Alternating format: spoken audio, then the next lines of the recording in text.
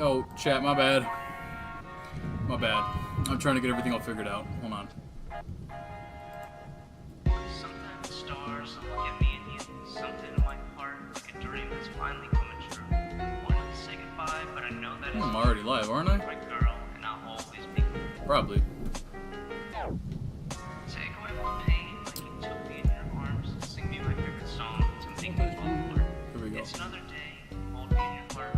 Look into my eyes, it's like looking in the dark. Every day I think of you when we are apart.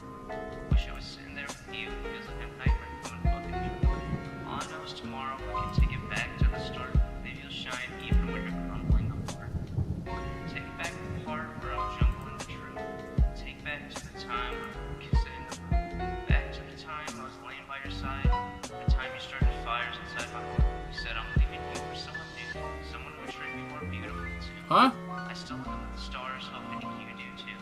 When you're with them, I'm wondering what you do. Do you kiss Oh, sorry, them? Pablo. No, so. If you ever want to talk, you know what I'm gonna do. Alright, hold on. I'm doing a very daring thing right now, Pablo. Twitch. TikTok. YouTube.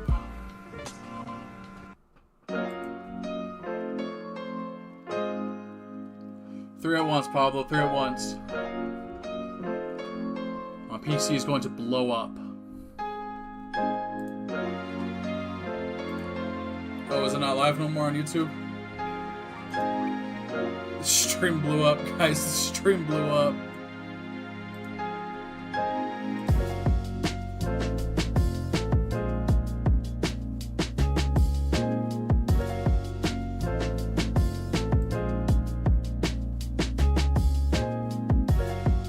I'm already live, am I not? I don't know what this wants me to do, bro.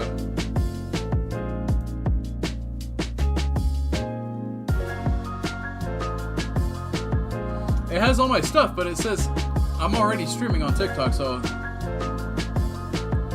TikTok, what's up? YouTube, they don't care. YouTube don't care about me. This right here, this is just for gits and shiggles. This actually Twitch, my people know me. My people know me.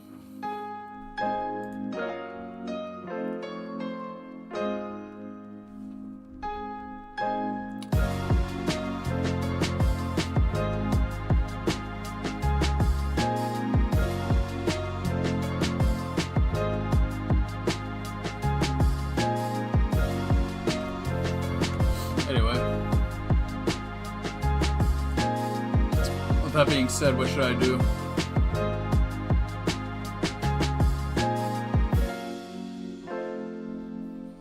Zombies? Yeah. Crack. Chat, should I I don't know if I want to say that. I forgot YouTube's gonna, I forgot TikTok's very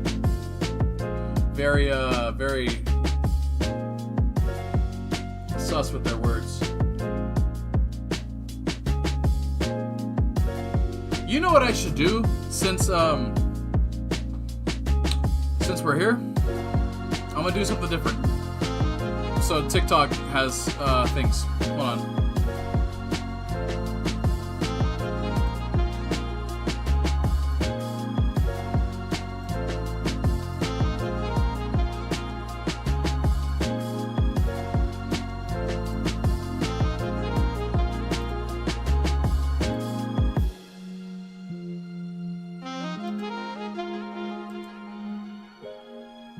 What does this do? Alright, let's see what that does.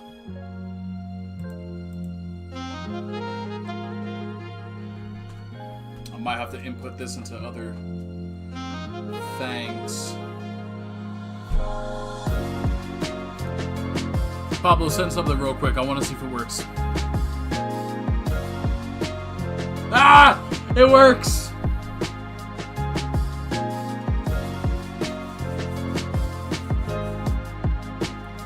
See, now everybody everywhere can have that little thing ready. I gotta add it into the rest of it now.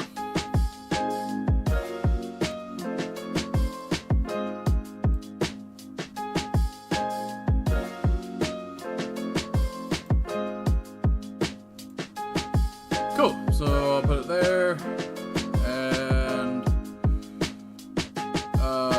hold on. You guys aren't gonna be able to see anything, but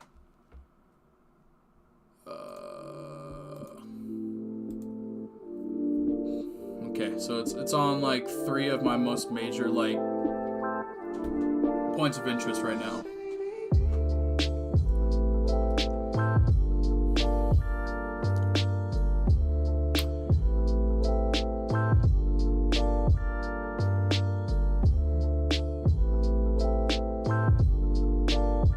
I wish I could figure out, like, how to import my stuff correctly. Because I'm already streaming on TikTok. I don't know why it's telling me that I'm not. You know what I'm saying, Pablo? Chat, do you know what I'm saying?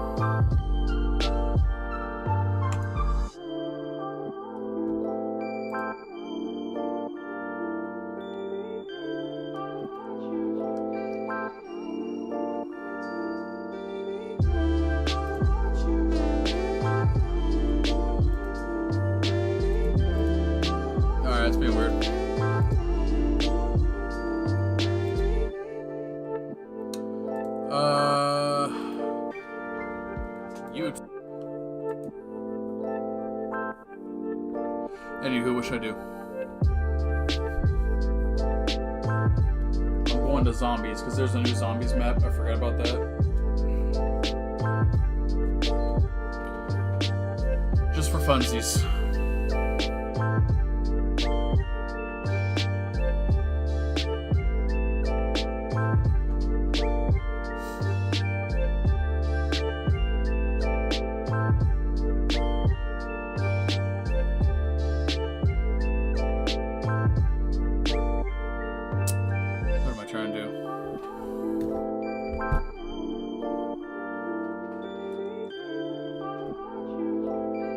Zombies is always fun. I just gotta lock in. Give me 1 second.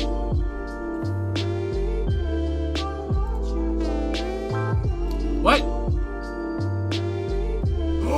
You're right, Fortnite got first person. I forgot about that. Hold on.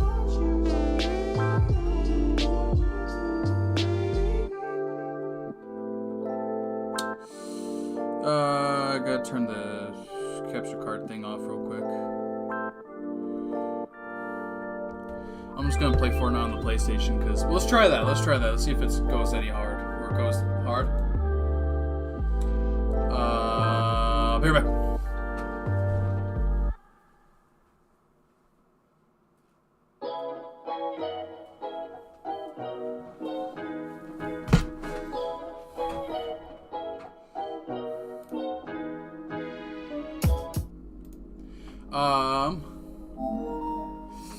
Hold on. You know, I just realized.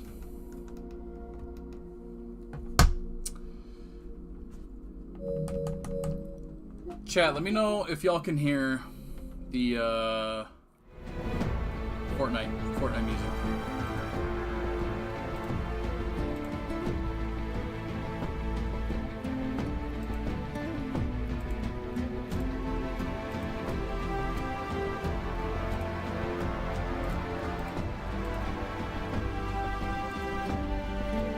You can hear it? Okay, good. I can hear it too. It all works out. It all works out perfectly, chat.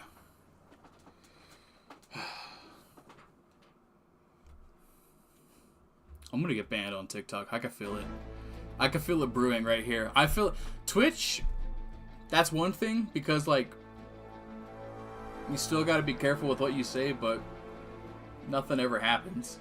And then it just feels different with TikTok, because I feel like they're so sensitive about everything. TikTok, if you're watching this,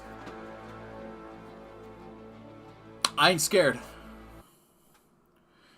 I want to pull the wingman out, but I think fake gun, TikTok, fake guns involved.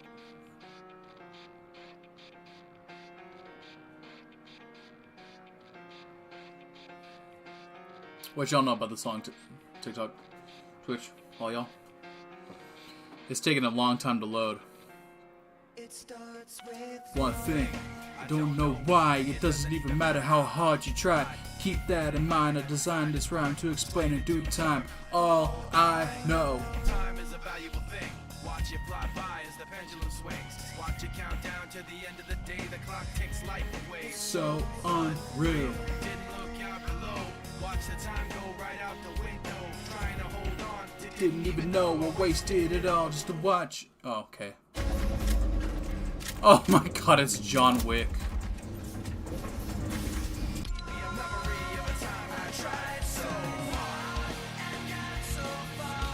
Should I play this John Wick?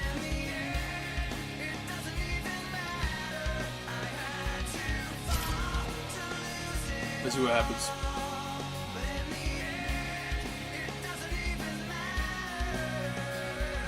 One thing, I don't know why, it doesn't even matter how hard you try. Keep that in mind, I designed this rhyme to remind myself how I try so hard. In spite of the way you remark it. He's copying me. I feel like I'm getting a headache. Is that good? I'm surprised it got so. Things aren't the way they were before. You wouldn't even recognize me anymore. Not that you knew me back then, but should I change it? Should I put my lobby music on like default Fortnite music because of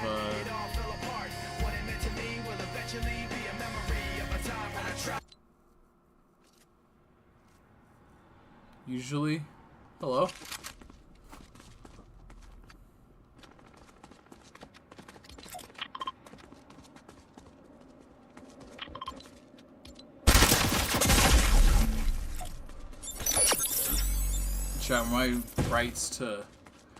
Have my rights to play been revoked?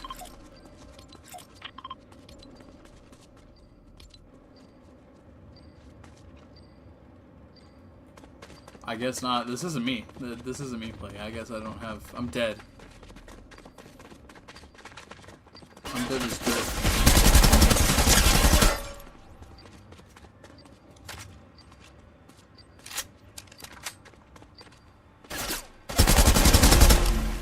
God. This might be Valorant, guys. This might be Valorant. Not gonna lie.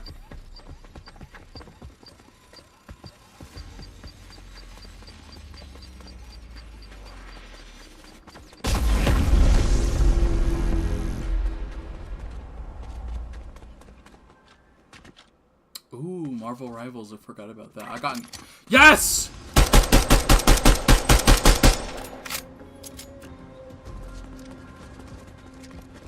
Can I emote in first person?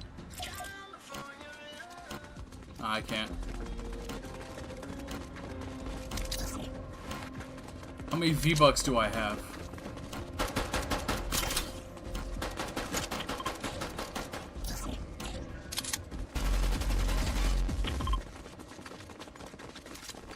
Juice WRLD.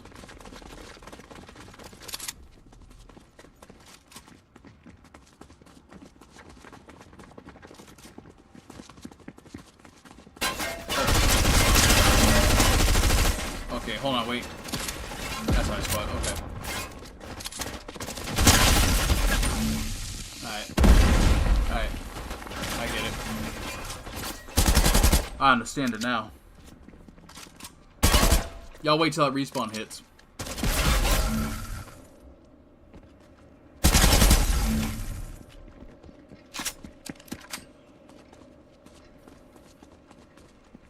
Spelling Fortnite with the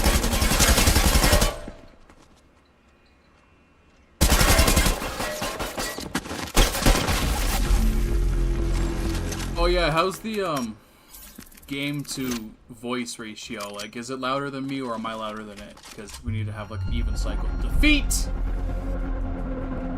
Ain't no feet around here. Teach me how to Why is everyone wearing Jordans? Everybody love me. Everybody love me. Everybody love me. You ain't messing with my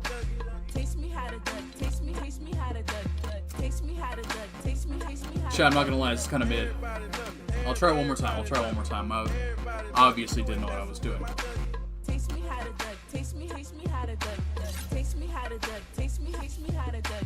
Everybody love me. Everybody love me.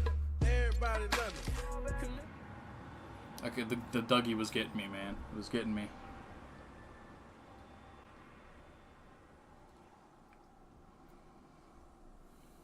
That's a crazy message right there, chat. That's a crazy message right there.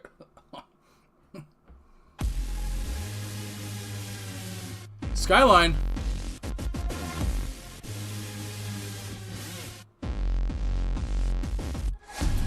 It is true, don't get me wrong.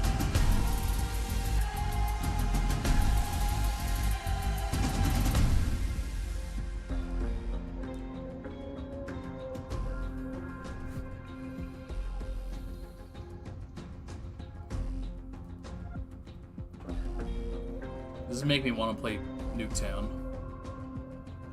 Chad, is that bad?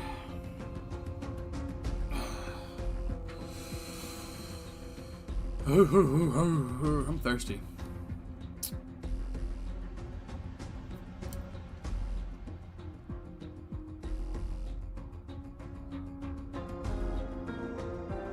Oh, check this out real quick too, Pablo. Watch. So PlayStation came out with their 30th anniversary thing, where you can change the sound of your PlayStation. So if I put it on PS3, it changes to PS3 sounds, bro. And then it has like the PS3 backgrounds. Like you see like the, oh my god, it's so sick, bro. Yeah, look, I could put it on, oops. I'll put it on PS2.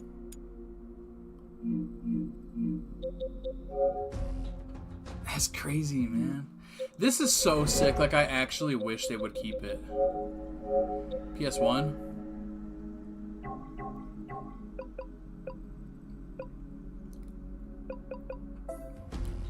Oh, shoot.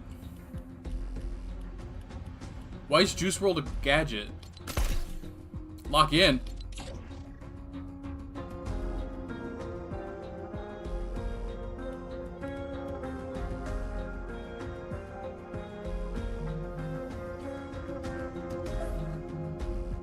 Oh my god. Oh my god, it changes this too?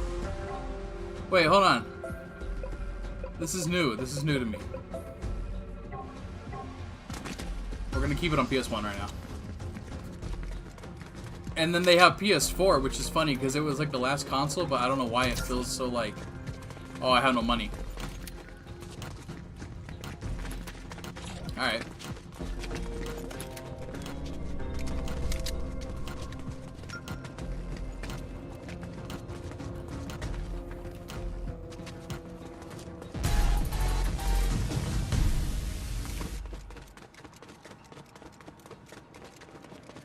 Look at my skeleton hand, bro.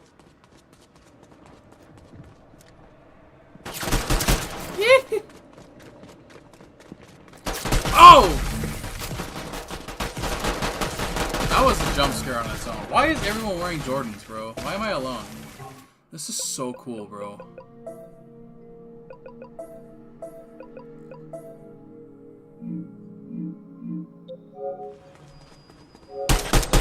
Look at that.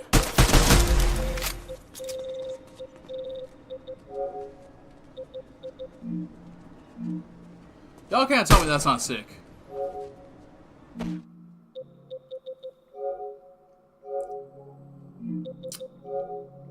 Like, even the PS4, like, I have a PS4, but I don't know why this feels, like, nostalgic to hear.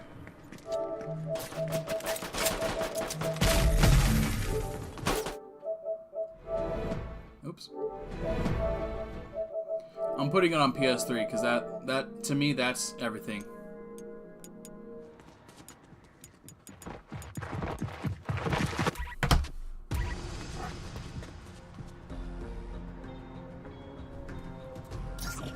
Hey, I got COD money, or what you call it, money. What should I buy? Screw it.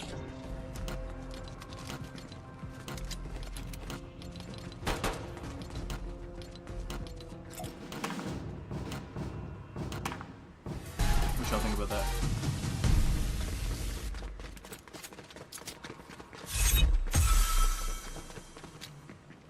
The PS2 is goated, but something about the PS3, I think I just have more memories with the PS3 rather than like, the 2.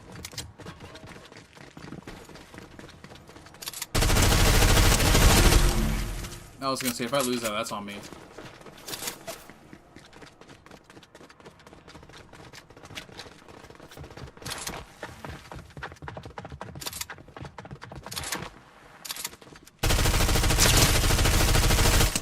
Oh, you, come on, the door was... Look at this. That's so cool. Game changer. Game changer.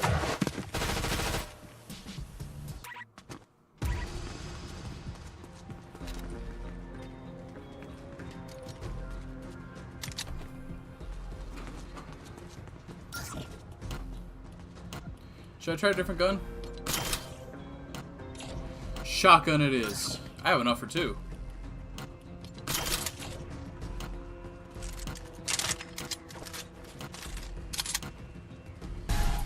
I don't have enough for 2. Shotgun it is. We're gonna see if it goes hard.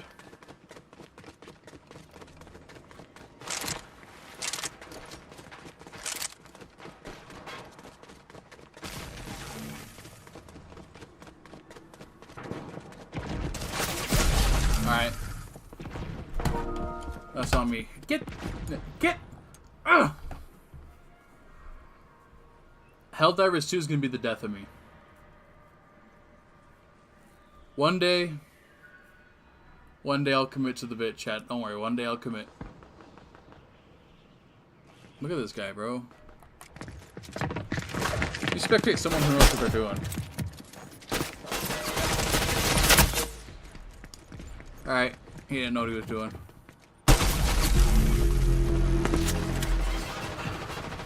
Guys, I think the team needs to figure it itself out.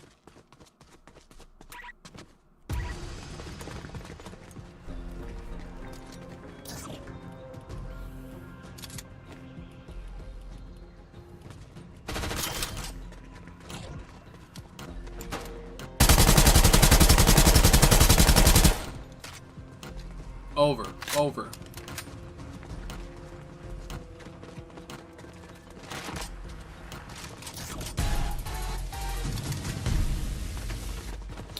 I'm going back this way again. I got this.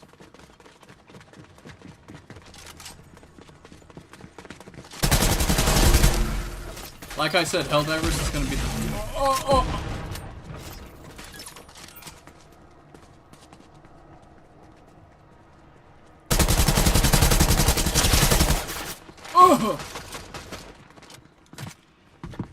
Yeah, Helldivers is going to be very much the death of me. Alright.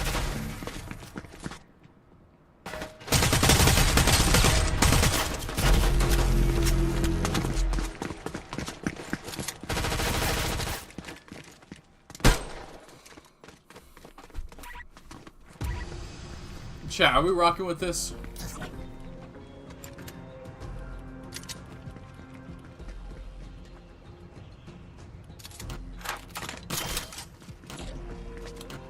It's alright, I want to say. It's alright.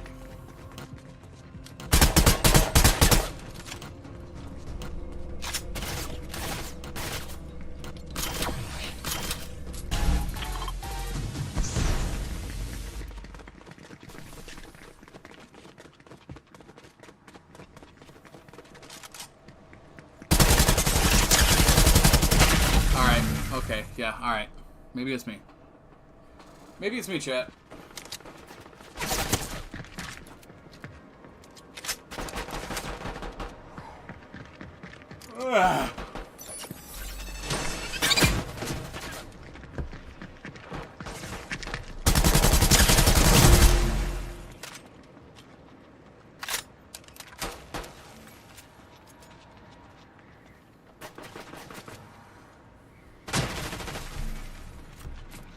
I'll give it one more shot, and if it's mid, I'm going to Rivals. I mean,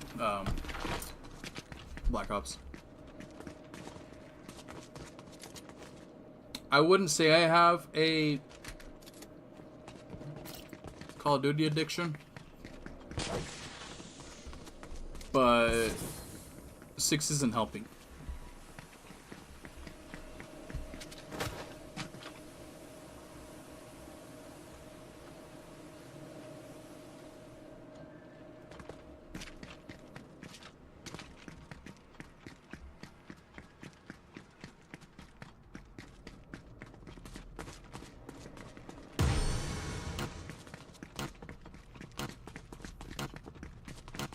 Low time. They're gonna kill him. They're gonna kill Juice WRLD.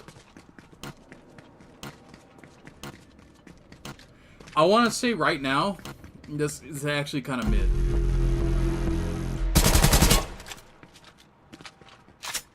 That's a mix between I think I'm bad and I actually don't like it.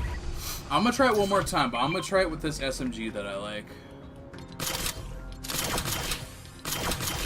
Screw it, I'm buying both of these.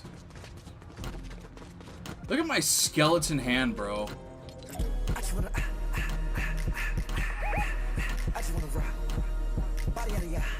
When you yell at me, that's literally me. I'm not going that way again. No, I'm not going back that way.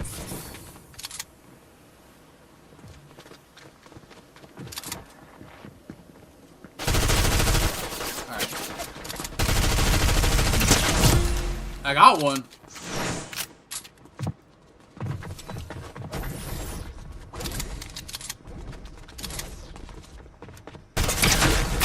Alright. Alright. Alright, buddy.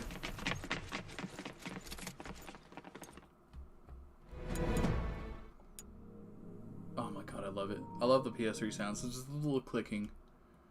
Like, it's really not even all that, but... Oh, I broke it. Oh no.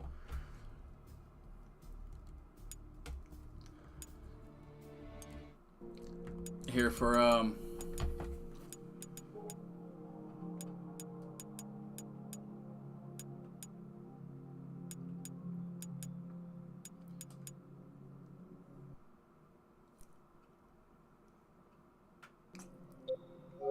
Ooh. Alright, Pablo, I blew it up. The 3 streams got it. PlayStation is on fire right now. PC is... Oh, the PC is the one that will blow up. I don't know. Alright, let's go to zombies.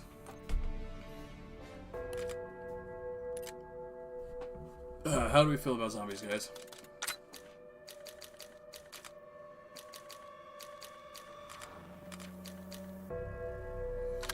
I kind of want to take mine to, oh.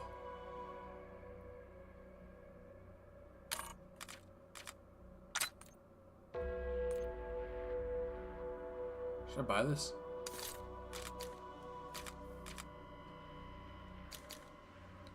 There's a new shotgun.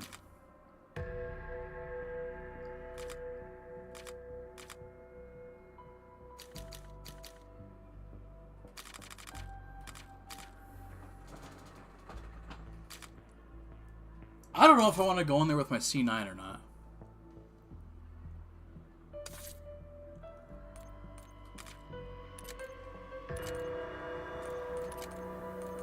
Proud to say I never played Modern Warfare 3 Zombies.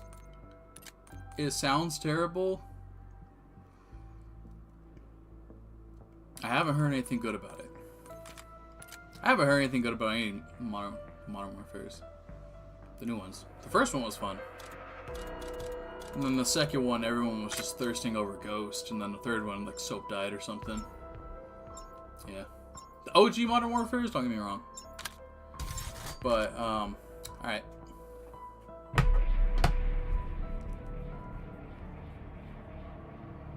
Oh, you know what I just thought of?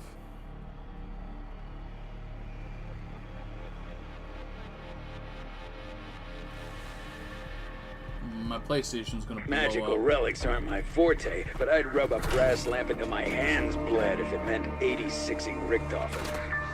If craft is the key to finding the artifact, we must get to him before the undead do. I'm sure we'll be fine. Get to Franco before I do.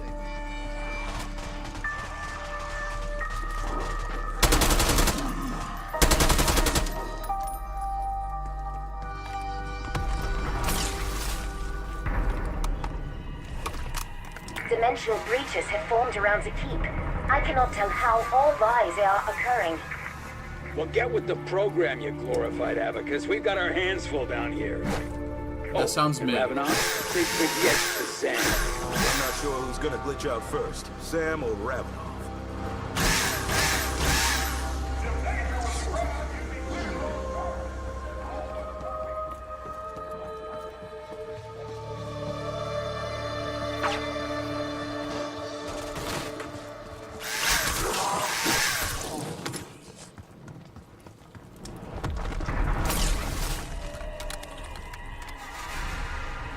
Of the Avalonian crime families, French syndicate traced their roots to this castle. Franco thinks himself the king of this place. Today, his reign ends. Sounds like this shithole is a real nest of vipers. It sounds boring, but Don't ever get in my face. double points.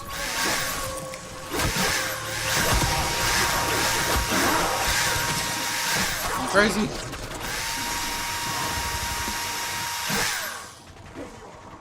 Pablo, what you know about the power drill?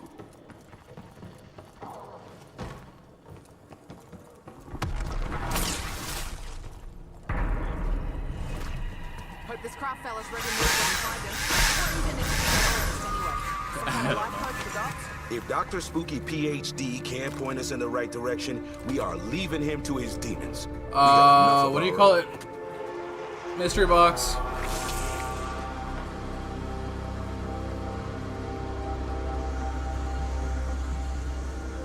Oh, hello?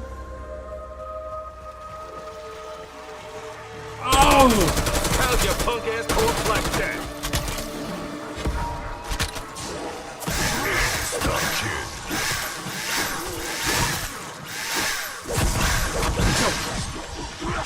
Maybe it's me, Chad. They should be dying to the drill. They very much should be dying to the drill. Chad, tell me why that didn't work.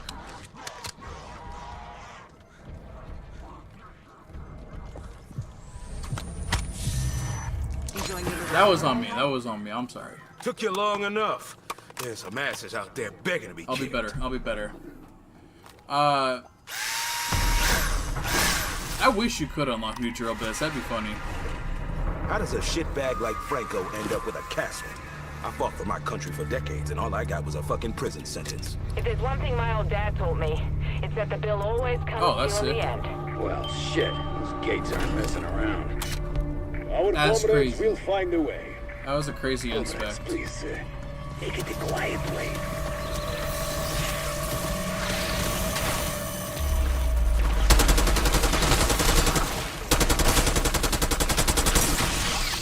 Ah!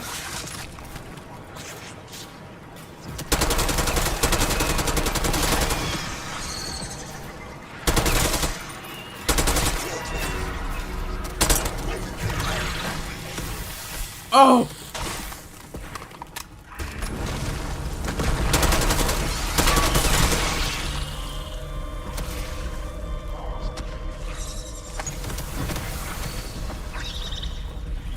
Yeah.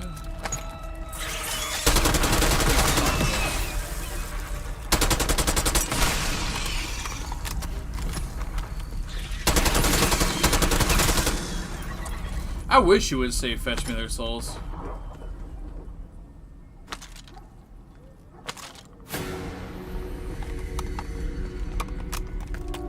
Yeah, how do I get to the mystery box though? Someone get this man a pack-a-punch.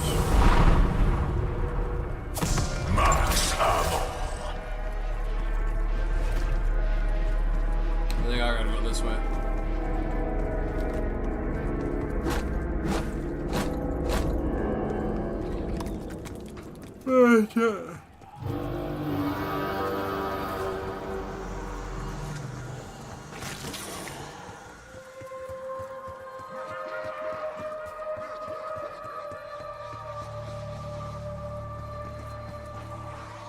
Let me in.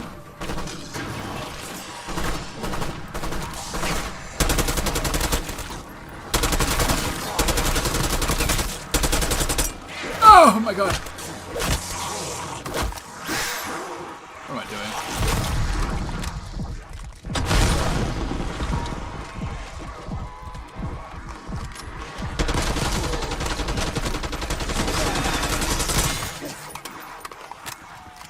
For double points.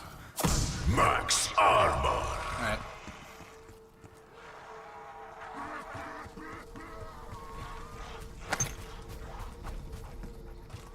There we go.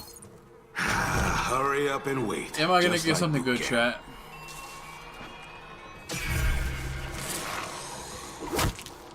They gave me some sniper rifle. I'm gonna take it just cause. Hey, there will be no box breaking today. Well, not yet. Franco's storeroom. An arsenal of Geneva This Convention gun sucks. violations. This is actually so You horrible to heard the have man. the Loot zombies. the shit out of it. If they're here, we're on the right track. Give me something good and we'll bury the hatchet. Wait, can I have a hatchet? Okay, that's better. Is this a C9? I cannot Oh, this is a requisition this Creed piece C. of shit. 70 rounds. Not bad. Alright, I'm keeping this.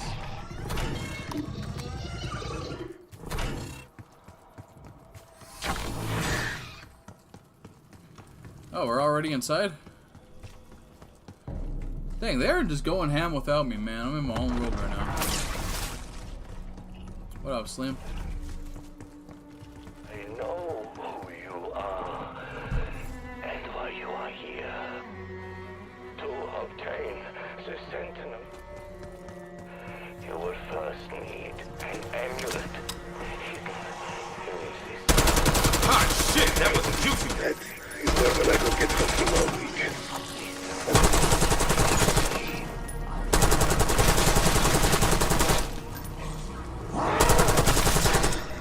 Oh yeah, chat. I start a new job on the 13th of January, which I have a steady schedule for, so I will be back to my religious Thursdays. You know what?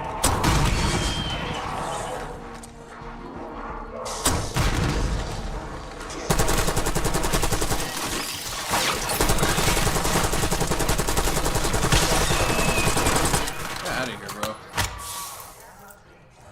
Well, yeah, Thursdays. It's gonna be nice to have those days back, cause like right now I just kind of stream whenever I have a chance. Alkilium is the name of the amulet you seek. Your former employer, Edward Y'all Richthofen, know I like my paid the Thursdays. syndicate a small fortune to find it. Whatever you know, spill it. Being cryptic just gets on my nerves.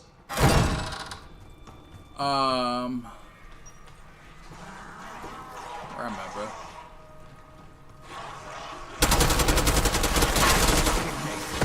Bonus point. I'm gonna be a universal. What's it called? I'm gonna be a bank teller, essentially. With Westero. Locked in, man. I got like an actual job now. It's crazy. I got out of the retail I world. suspect that I'm does out of it. more than add refinement to an outfit.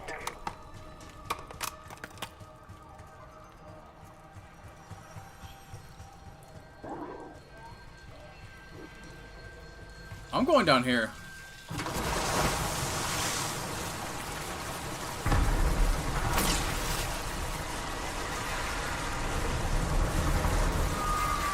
Wouldn't call that approach covert.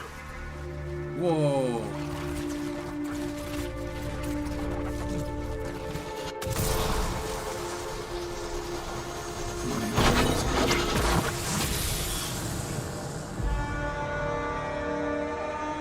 Chat, should I embrace money laundering?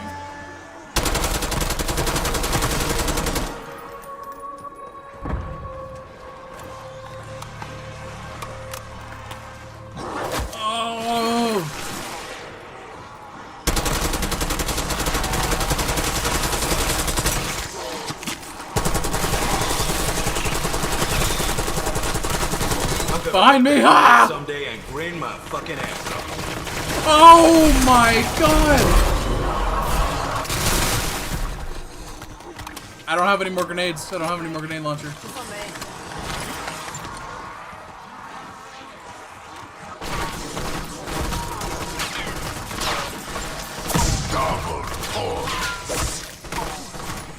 Alright, I'm sorry, what are you doing, Pablo? What are we doing? Money laundering? Yes, sir.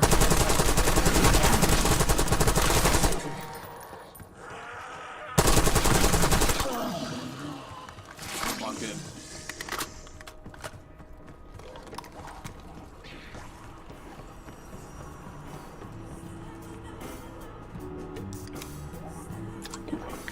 That which doesn't kill you makes you stronger. Guess what? I'm still here. Doesn't kill you, makes you stronger. I have no idea where the Pack-a-Punch is. I need to find it. We have this.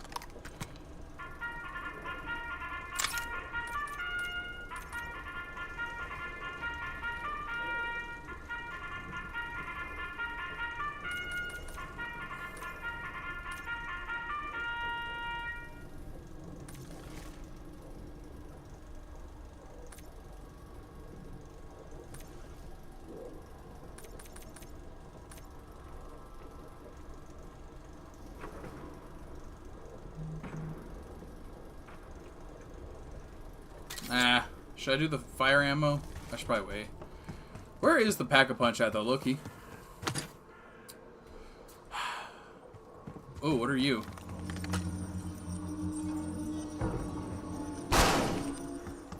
Was it a raven? Very ominous.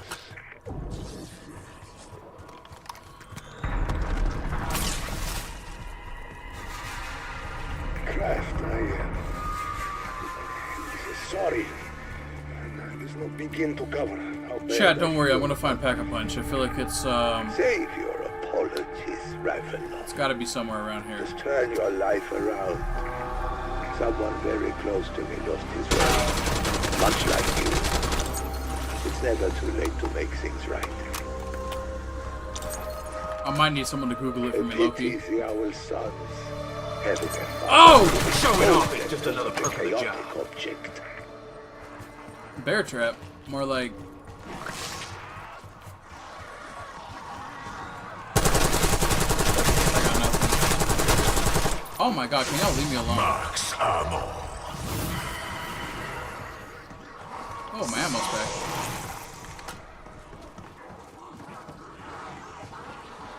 That's not it, is it?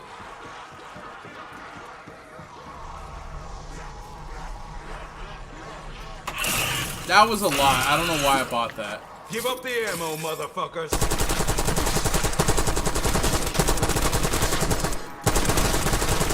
I didn't realize that was like $3,000.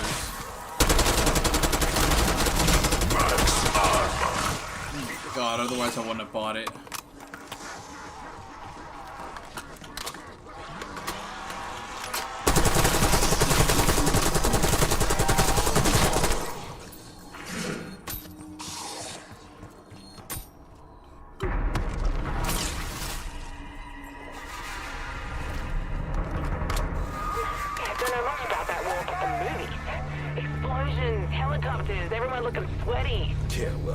Least they could have done is cut me some royalties with all the money they made off my PTSD. Didn't even get free popcorn. Dude, I have no idea where Pack-a-Punch is. I don't have enough money to keep unlocking doors. That's that part.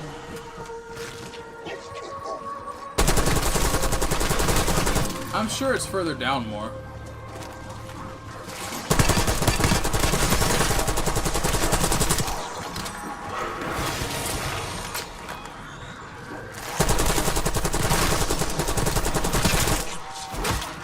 Teammate down in my city.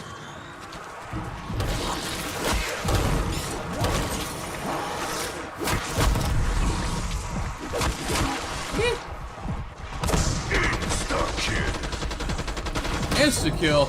That's all you gotta say. Tell Zed his request is denied. What went wrong? Come around and find out. What is that? A wax seal stamp. And I recognize the emblem on it, the sign of the bastard knights who once terrorized this land. The X feels ready if we ever want to leave. That spell you placed on Alright, I got 3,000 bones. I'm gonna try to find that. have such power. Why did you not use it to escape? Golly. Clarify. I am a scholar. Oh! The incantation only worked because the power resides in this citadel, not in me. Oh god.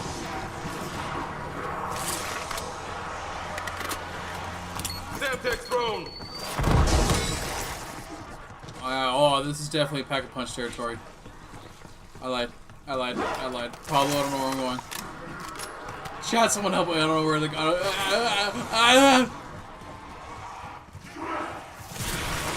Is this it? I found it. Max armor. Yee.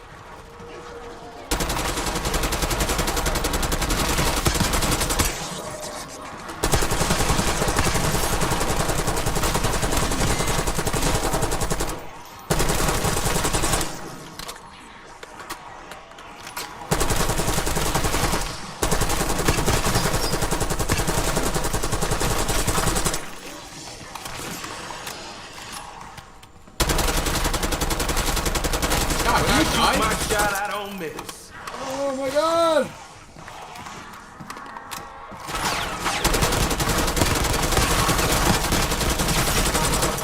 Oh, moly. Some things never change. Is that a Pack-a-Punch bat? Oh. Currently closed for business. There ain't no dragon guarding that place. I need more money. I wasted all my money trying to find that stupid thing. Imagine a cosmic landfill, but instead of busted TVs, it's packed with all the evil shit the universe has ever puked up. That is the Dark Ether. As for why they're crashing the party, Sam's got theories. But my money, I say we ask Rick. Tear them to pieces. I don't want to be torn to pieces, please.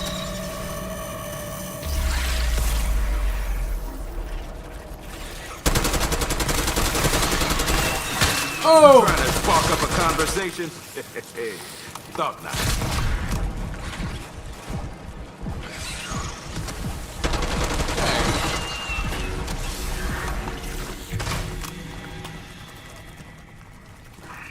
Oh my god, it's over.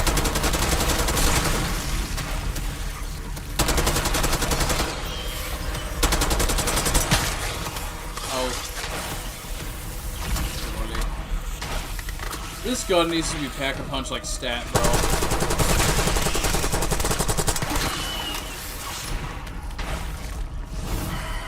These are not like one-hitter Twitter type enemies at this rate. It's like I have to mag dump into every single one. I have no ammo. Oh my god. What are you? Oh! Oh my god. Oh my god. Oh my god. Oh my god. There's something. The bastards outflanked me. What was that?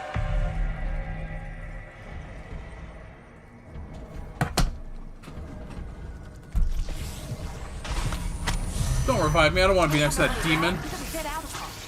You were the last person I expected. Glad to be wrong. No, that'd be pretty fucked up, actually. Oh, it's over. It's official.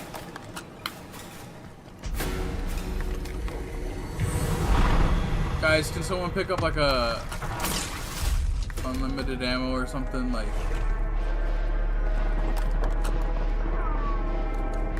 He's solid, just got wrapped up in the wrong shit. And honestly, if he wants to knock some sense in the peck, I can get with that. a couple more points and I can get the.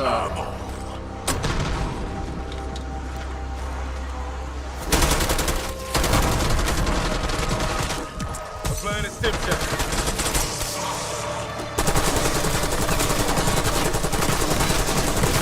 Fuck all y'all.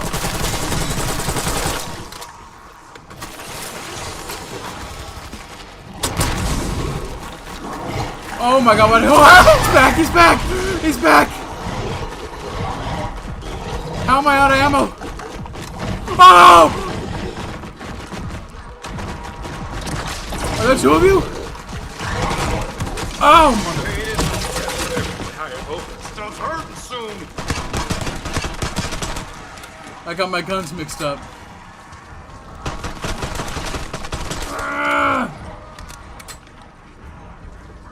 Setting rally point. Somebody help, I'm going to die.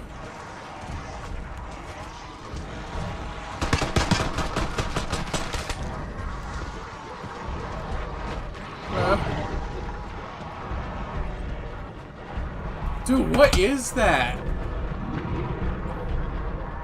There was two of them. Man, I'm gonna lose that gun. That's a good gun.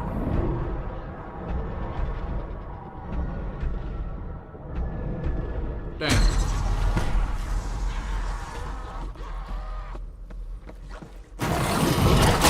That was disgusting.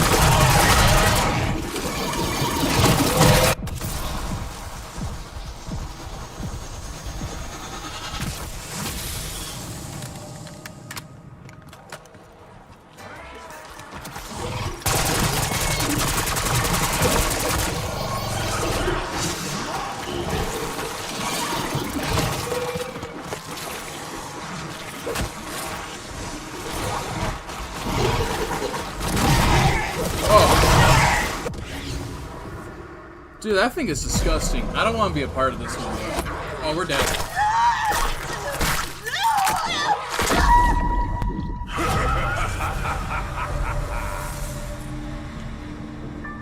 Why was that the highest? What? Actually? That's crazy.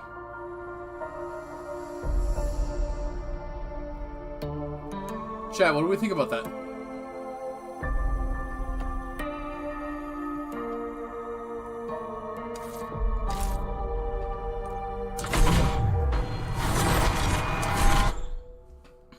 That was disgusting. I hated that.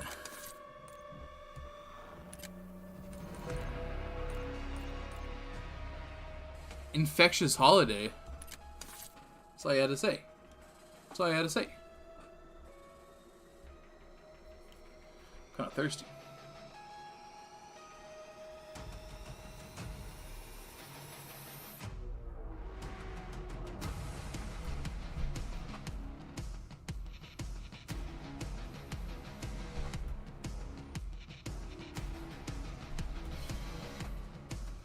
Let's see what the stats are.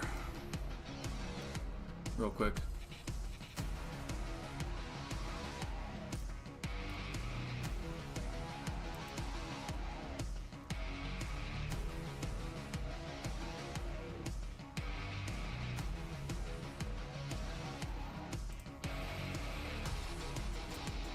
Twitch is alright.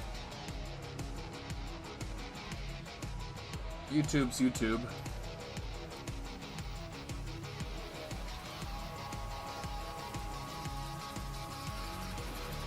TikTok's still TikTok.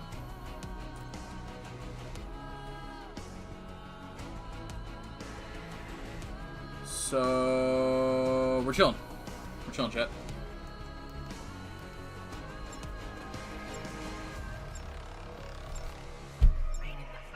Ah, is this the retail map?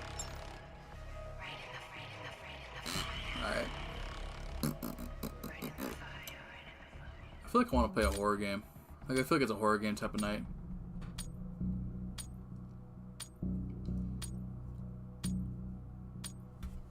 Yeah, my nose itches. Is this my gun? Do I not have a choice? Wow. Infectious holiday. You want to clear your name? This is where it happens.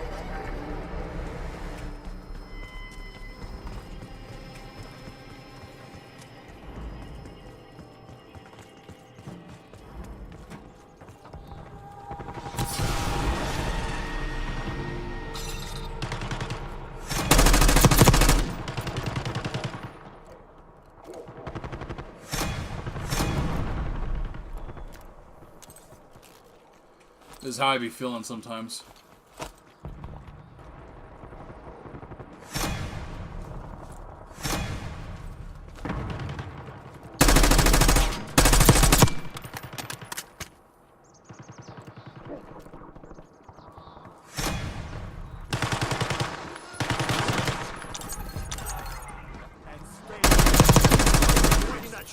that. What is that? Ew. Oh my god.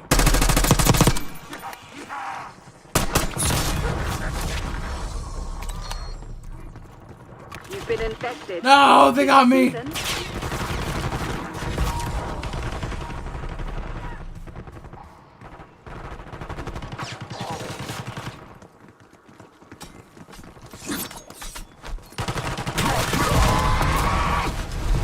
Chat, tell me why zombies got a tomahawk and why.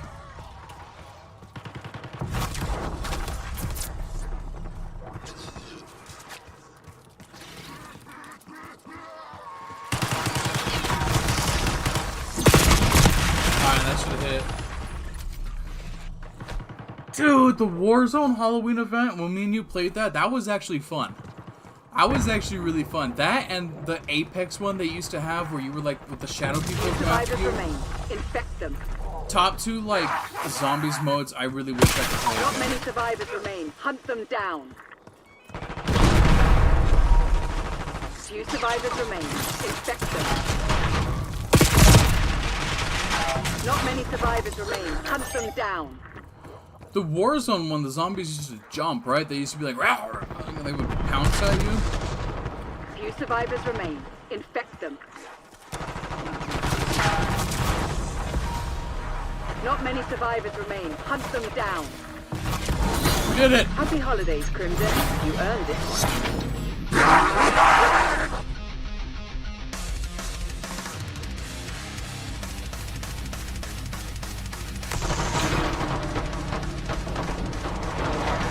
Yo, this dude is popping off, can't lie.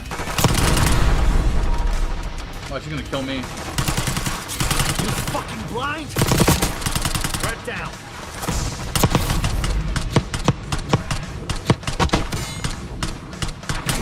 I'm free.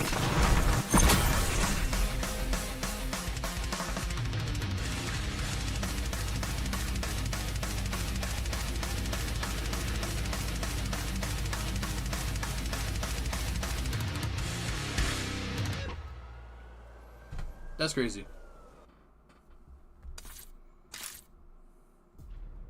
That was pretty fun.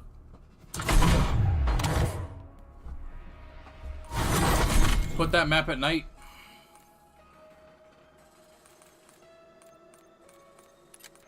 I want to do Protocol, not Skyline. I don't like Skyline. It's not fun. It's fun, but it's not like enjoyable. You know what I'm saying?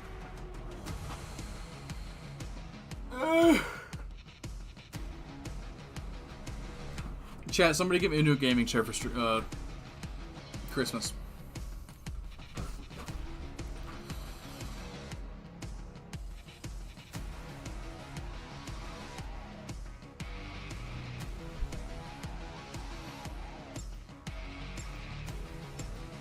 Scuba Steve. Boopity doopity.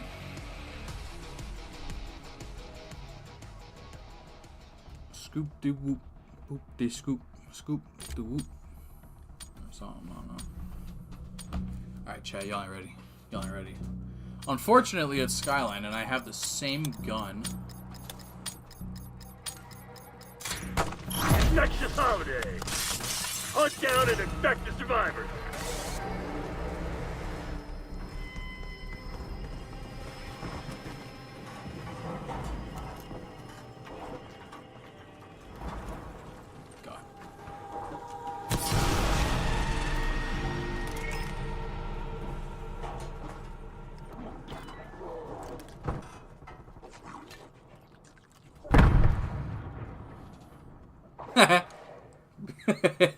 That's crazy.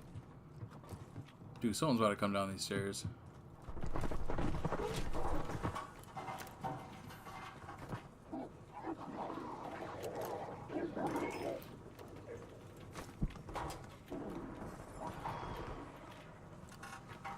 Waypoint marked.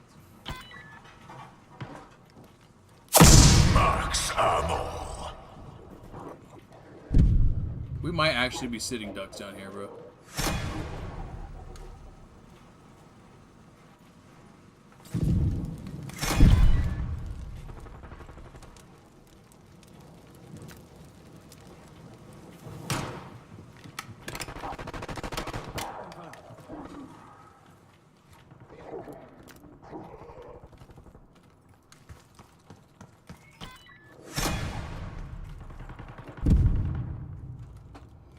Dude, I'm scared. This is scaring me. I don't know why.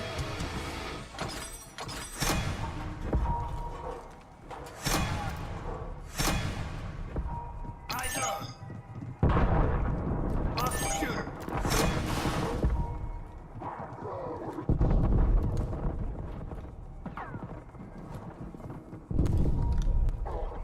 Insta-kill.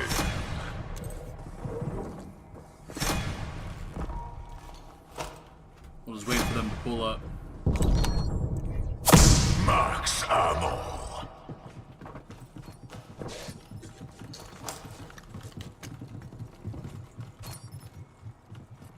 Mindset. Stun him. The fuck? Watch it.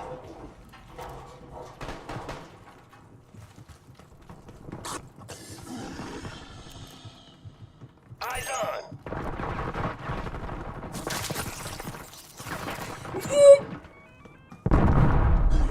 Yeah, I don't want to play with that right number.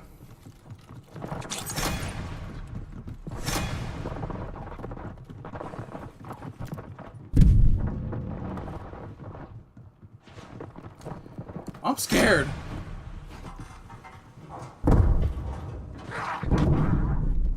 Full power. I'm gonna peek. Deploying spring.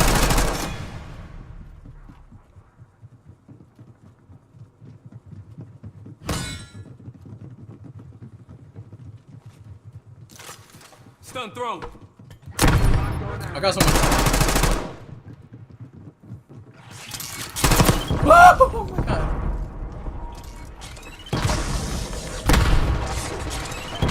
They're coming in! They're coming in!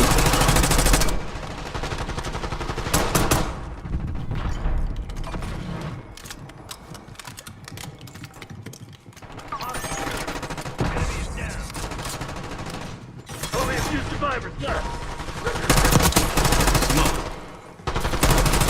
Oh my god, they're coming in.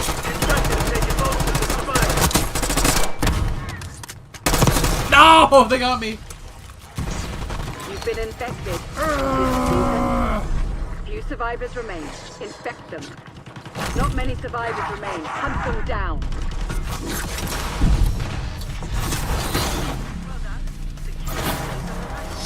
That was rough.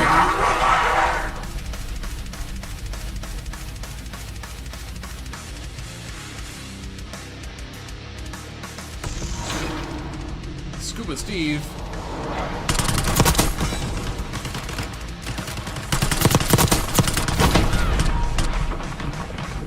It's actually so funny to me that there was like actually people in the battlefield right there, man. On the forefront of war.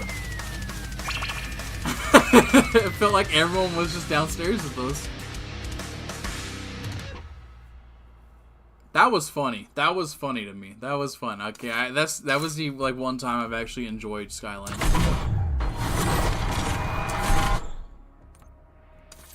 All right, let's get out of there. Chat, should I do prop hunt? Or should I just do some Nuketown?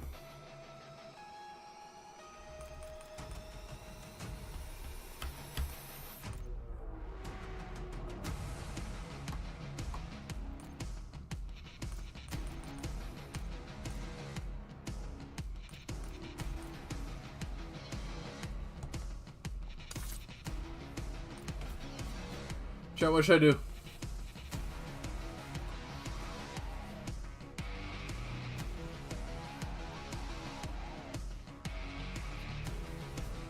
Yes to prop hunt? Alright.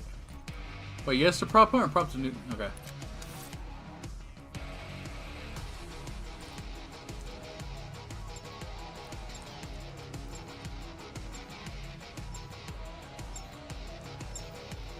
Oh my god, John Cena's on my team.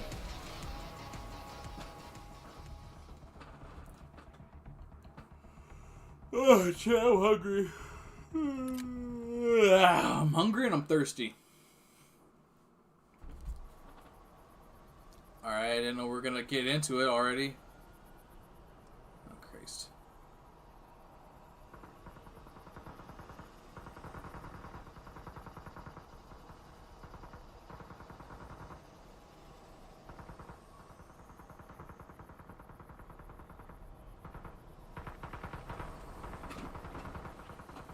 So nervous.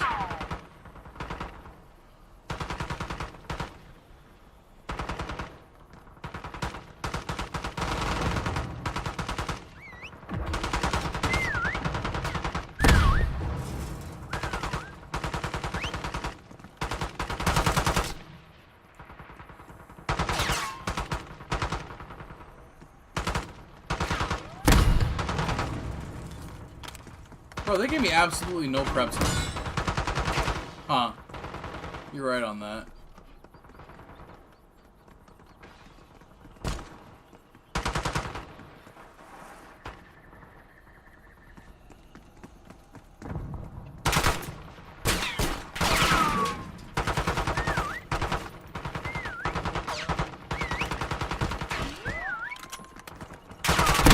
Oh my god, I got scared. I got scared!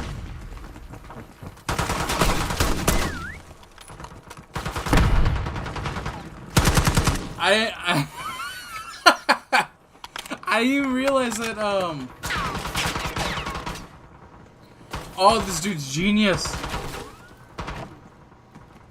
I didn't realize that they were shooting at the freaking walking median. I thought they were shooting for me.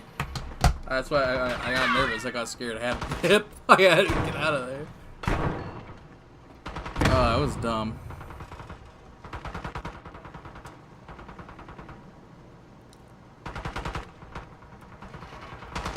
MTC's nearly dry. Get serious, Crimson.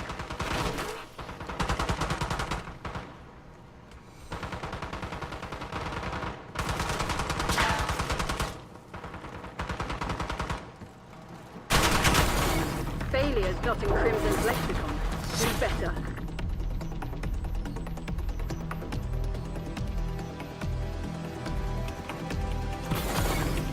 That was rigged. That was stupid. How come when I join, I get 5 seconds to hide? Work quick and clean. No wasted.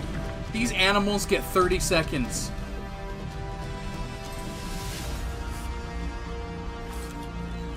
I'm about to hit him up with that Black Ops stance, you know what I'm saying? This is how I be posted up on... This is what I be doing when this is starting soon.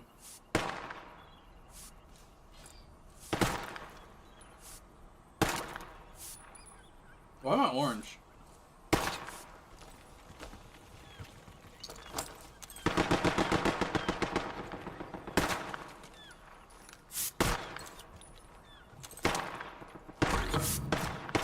Well, I'll take these sprays.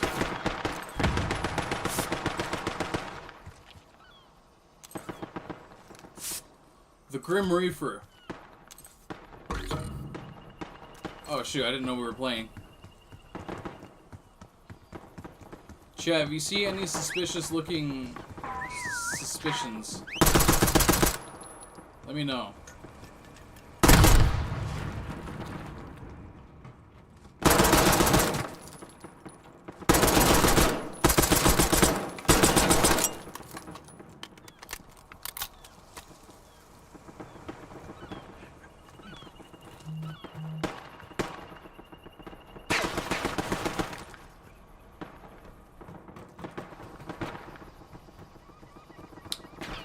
I don't know, man. I'm not feeling like they're over here.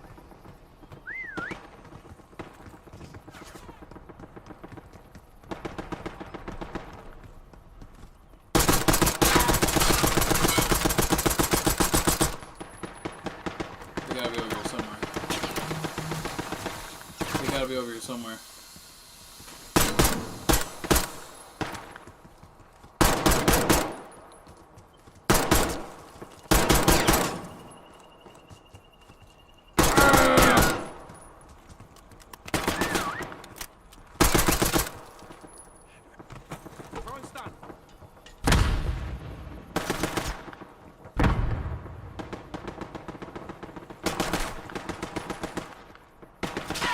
Dude, I don't know.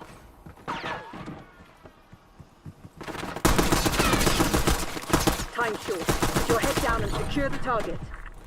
Only one prop left. Find it and destroy it. One prop? Shoot, he's definitely in here.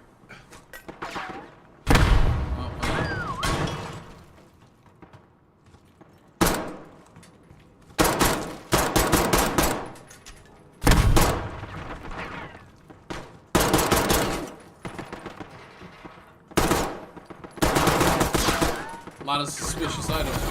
Don't be fooled. One victory is not for real.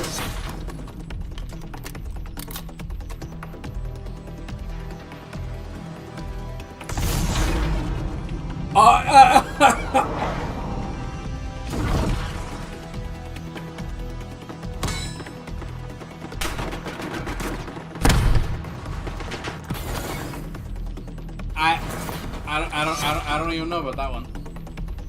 Proper. Hide and survive.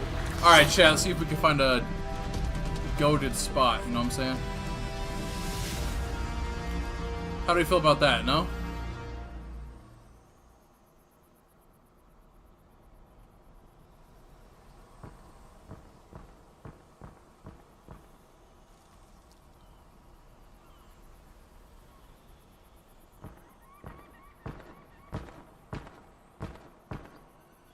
I feel like that's too close. I feel like that's too close to comfort.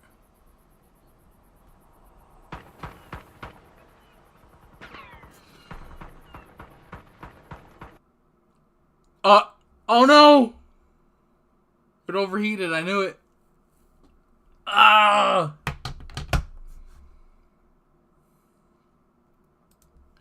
Pablo blew up, he blew up! Oh my god, they killed him!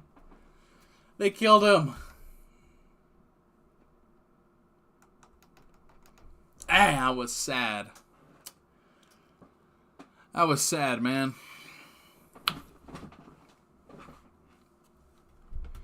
Any hoomst.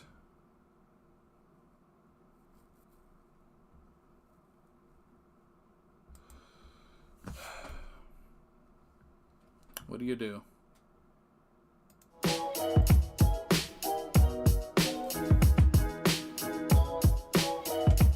That was stupid.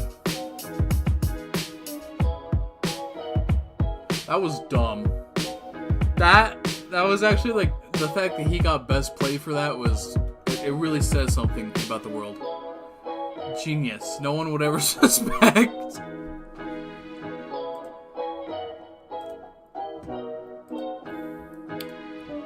Oh well, shoot. What should I do?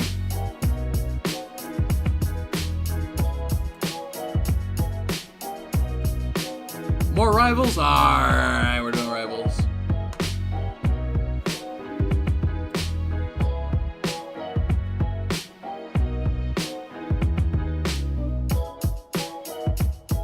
It's pretty peak. It's pretty fun.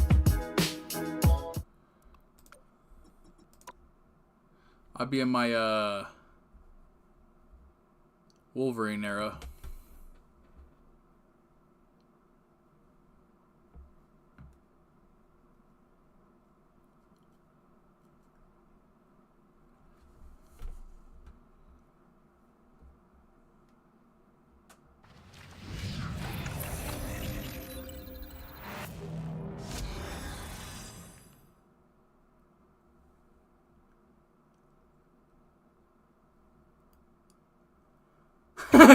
What's with the Sharkate? What's his name? James? Nah, it's Jim, isn't it? Shark the Shark?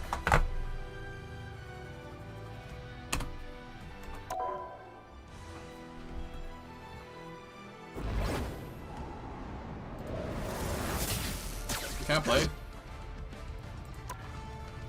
Oh, Jeff.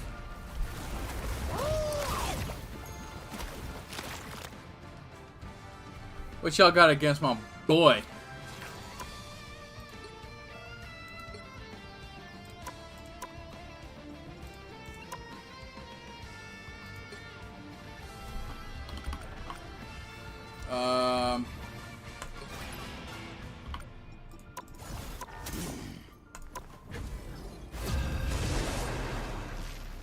Oh, I also have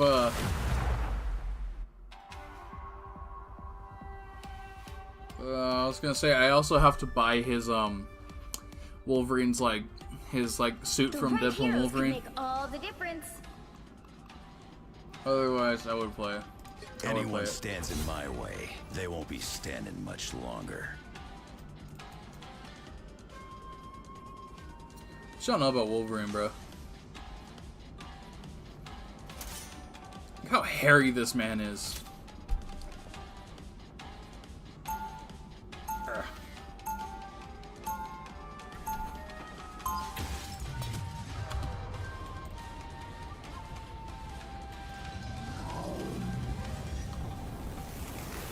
My God, Wolverine got abducted.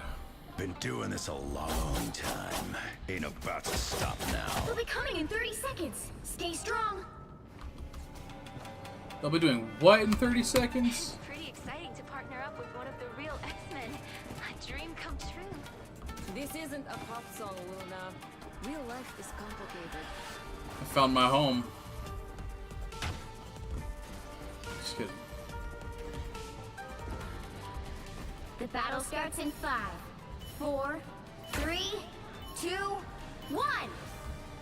You have to stop them from securing the mission area. I want them to add Ghost Rider.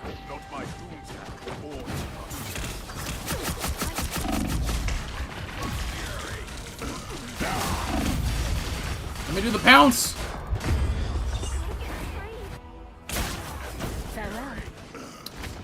Wolverine's not really much of a You're not nearly as good. get at him type person. You're mine.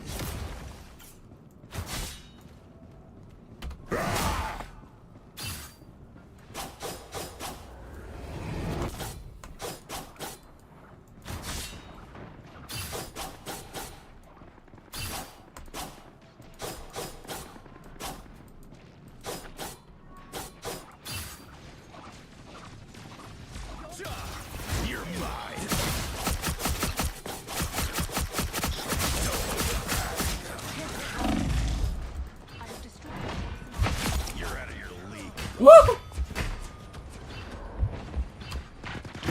Ah, I almost got to the hell. See, he's like slows down for some reason. I don't know why.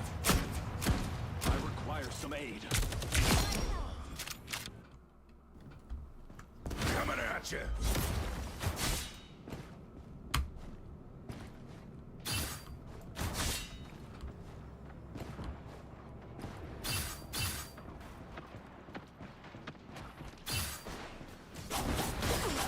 That one hurt. Unks and peace. Coming at you. Ain't over yet.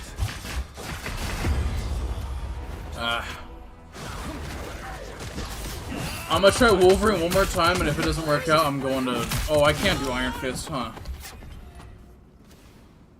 Oh, I can. Immortality comes with a price, but I was glad to pay it. Iron Fist is so stupid to play because he just throws hands. A strange mystical object. And he's pretty goated too.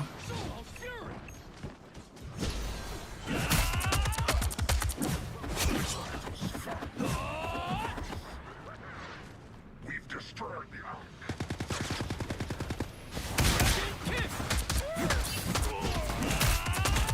Defeat was my destiny. Mind over matter.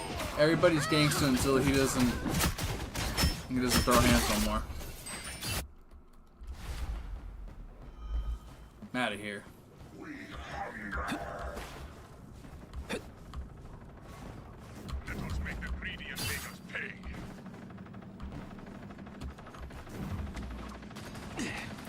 Hostiles coming in fast. I'm hurt.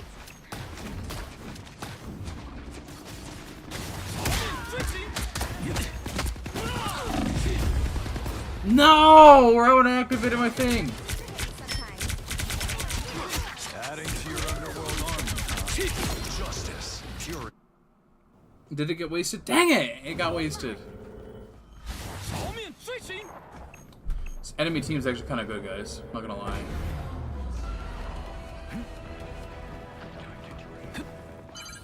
You need to stop that Judge, jury, executioner! Alright. Hold on. Better stop that vehicle. Gotta switch up the antics here.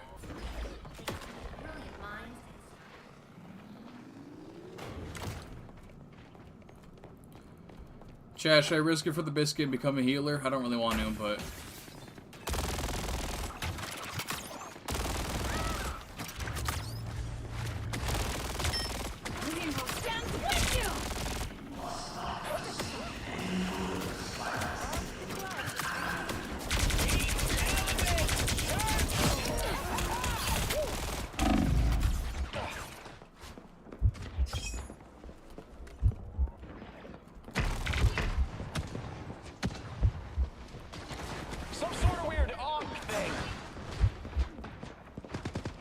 God, if you let me, let me pick this up.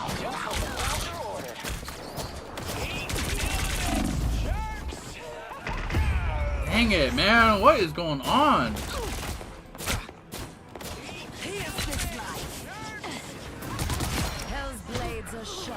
Why is the enemy team actually good? Stop them in their tracks. Do we not have a healer?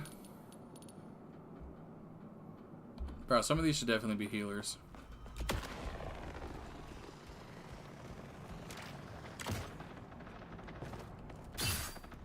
Oh, sweet moves, right?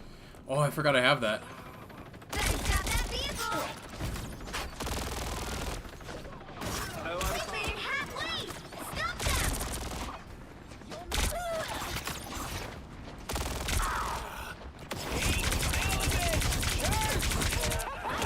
The moon haunts you! Alright, buddy. Alright. Pure light force. The moon haunts you!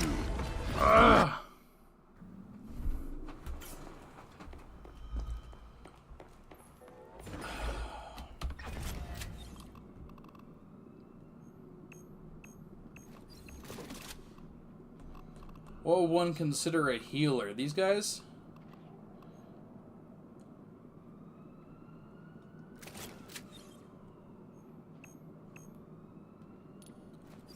Are these healers? Yeah, these are healers, right?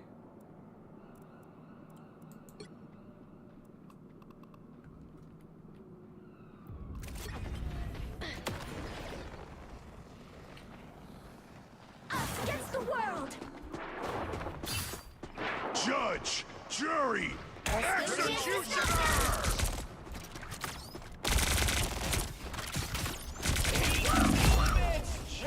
No way she almost killed me, bro. This game is rigged. Let me get that heal. I was looking for one of these.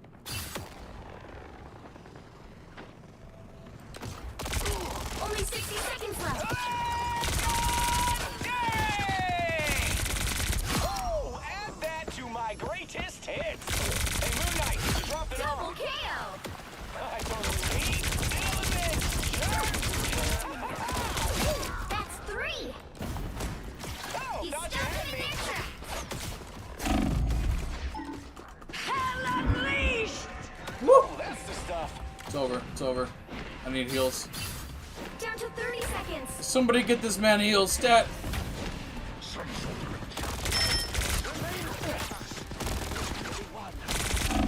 I should use Shark Boy. What was what? The final 10 seconds. Can't keep me down for long. 5 seconds. Ah! Let's keep fighting until we have a winner. Pop it off.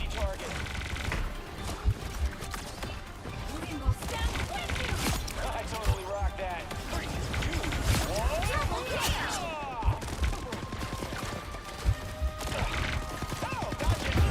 Ah! I don't know. I saw her running in. We won! We saw. Who is that, bro? Is that Mr. Freeze? Oh, I got MVP! Chat, clip that, clip that. I got MVP. Clip that.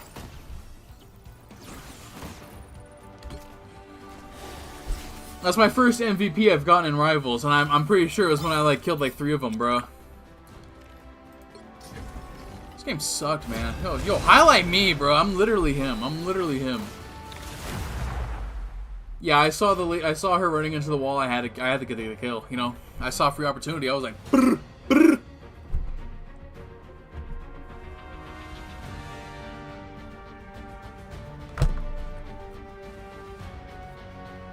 Pick your hero or villain. I'm not judging.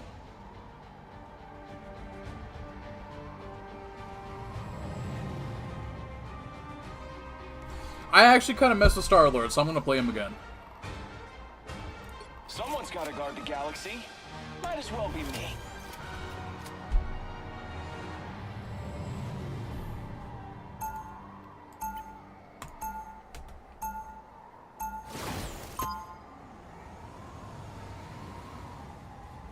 Chat, what are we feeling?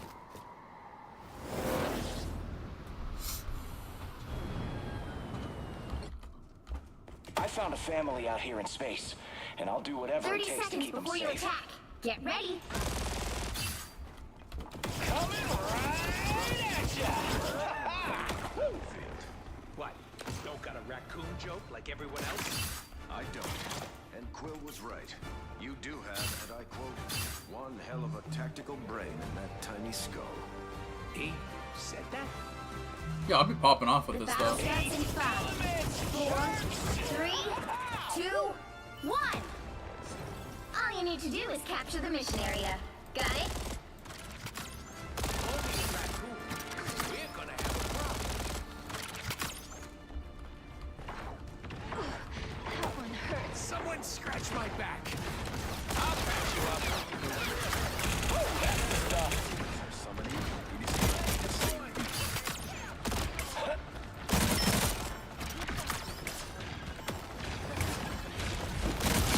Gotcha, boy.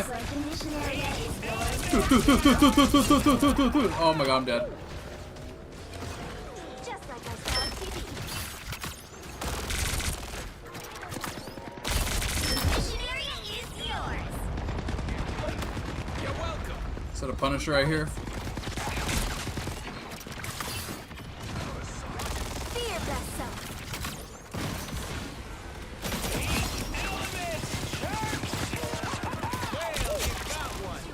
See, now we got healers. Much better.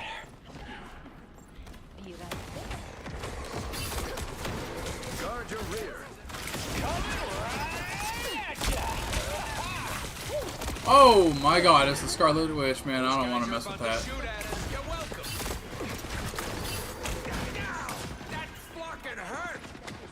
What up?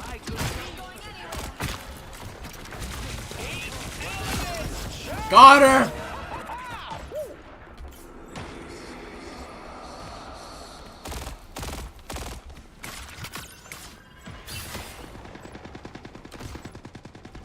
You've captured more than half of the mission area. Keep Come out, coward. Come out! Ah, they got me.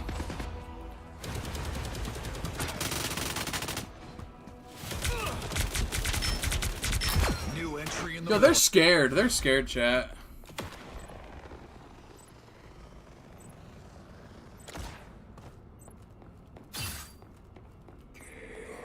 Attention team.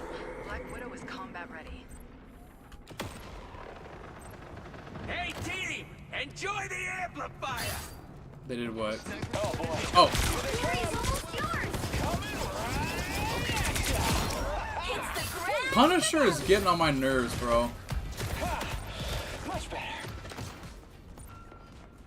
We're binding it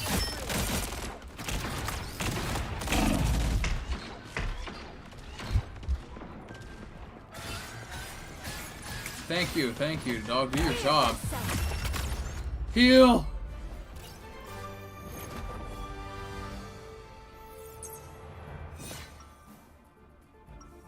Easy, easy. Do we got this, Chad? Do we got this? I may be from Earth, but every planet's under my protection now.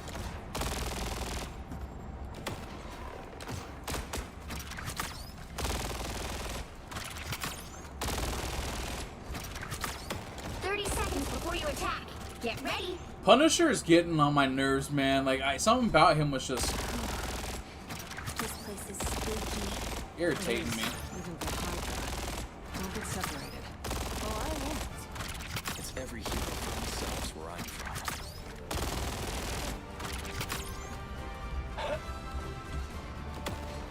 The battle starts in 5, 4, 3, 2, 1. All you need to do is Oh, I didn't mean to do that. I meant to press reload. When all this is over, I'm gonna drop the dopest album any timeline has ever heard.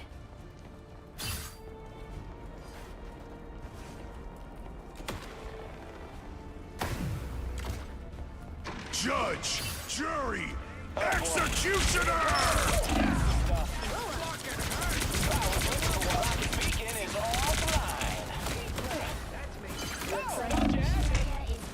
Ah, man, something went on.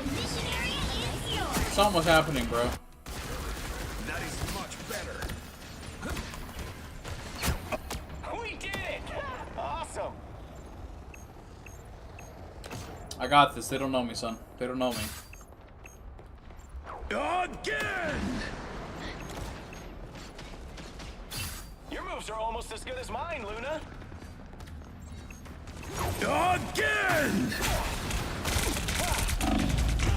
Are you serious? Again! Again! No mercy. Why is bro just yelling? Control lost.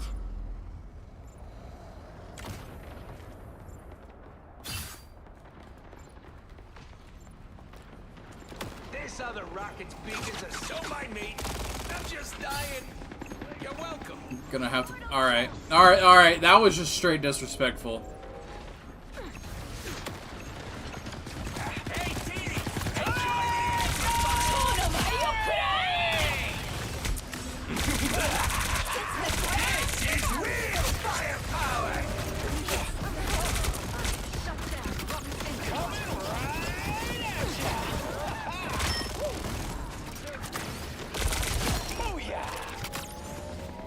Control C.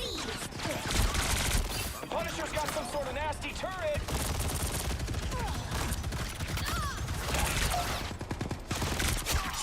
Gotcha, boy.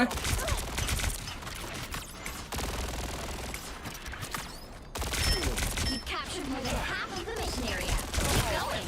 Oh my god. I'm telling you, man, this game's rigged. How refreshing. Can't keep me down for long.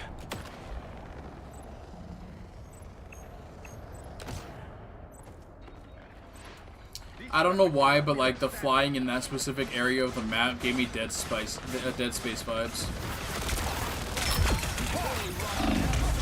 Are you serious, man? Got the health of a worm. Judge, jury. Let's try this again. Oh, snap.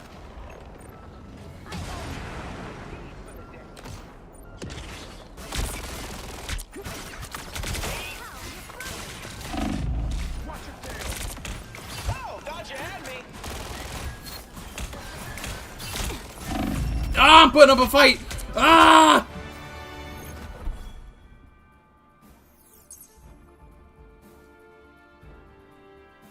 We did it.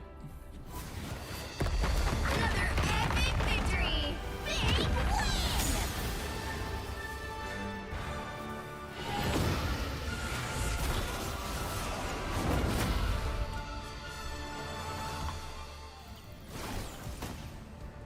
Yo, shout out to this guy for real. I had to lock in, man. That end. It sucked.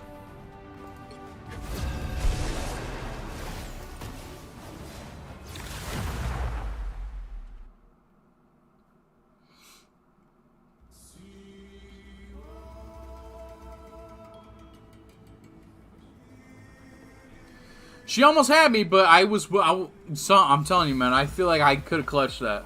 Pick your hero or villain. I'm not judging. Alright, this time I'm switching it up. I'm gonna be...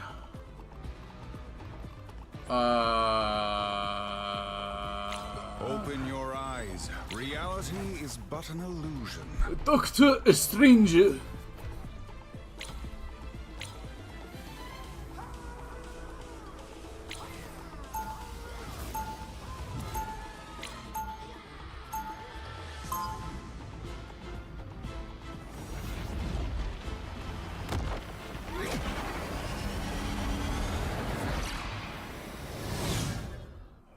The time entanglement is a vexing problem.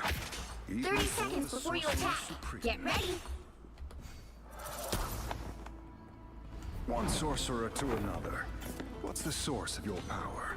I'm no sorcerer. I am a goddess. I'd still like to know. And you will. One day. Alright, easy. Easy, I can do this. I can do this.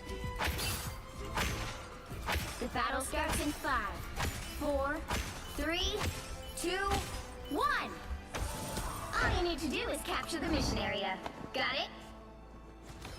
By Ashtar, there are baby wizards everywhere these days. If I had the patience, I would open a school. I'm opening a portal. Opportunity for combat. Nowhere to hide. A shortcut through space. Looks like the mission area is yours to capture now. Oh my god. I think I chose wrong. Sorry, you chose the wrong side, Clint. We captured the mission area!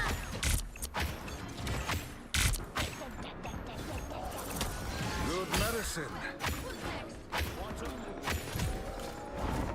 Control seized! Now, my friend. Feel my power.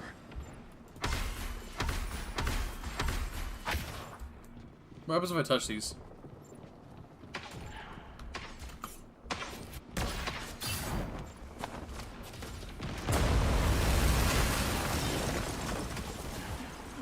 Incoming. Nowhere to hide. I require some aid. Watch your back. Why wasn't she just doing anything? Like she was just chilling for real.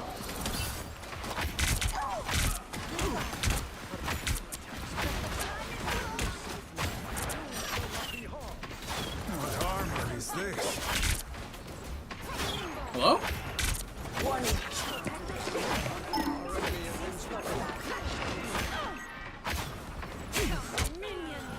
Yo, what is going on? Kill her, bro. Captured more than half of the mission area.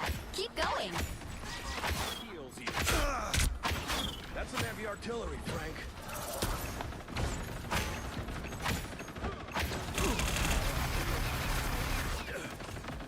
Healing power.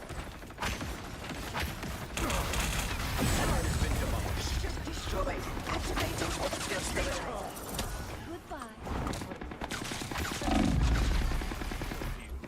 I am strengthened for battle. Judge, jury, executioner! I require some aid.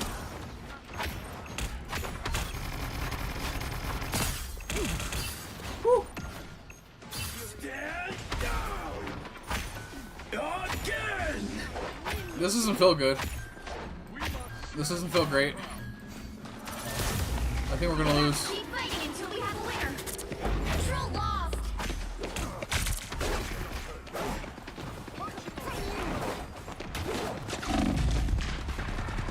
Behold that child! Ah, I don't know. I don't think Doctor Strange is really doing it for me, man. Limbo stands with you!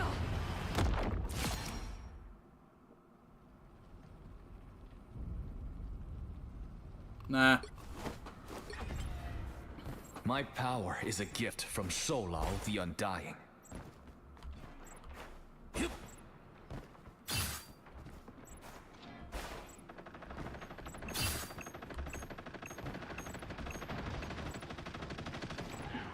I require some aid. Their team's capture progress is across the halfway. No longer a threat. That's 3 of them. Oh, what's down here? Never miss.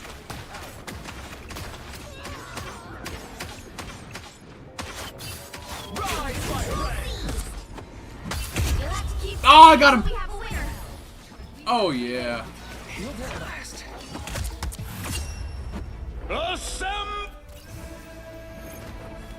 We won. We won, chat.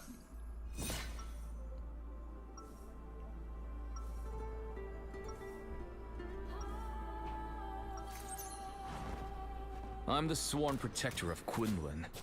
Who are you? Safe to say that was a good thing.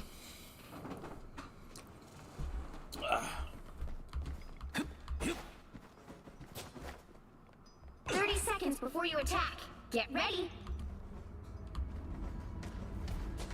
I'm told that magic of yours could be the key to saving us all, young lady. To be fair, it could also rip the time stream to shreds if I am not careful. I have faith you won't let that happen. I hope you do too. Glad to see you're still the same Steve Rogers. No matter which. The battle starts in 5, 4, 3, 2, All right. 1. All you need to do is capture the mission area. Got it?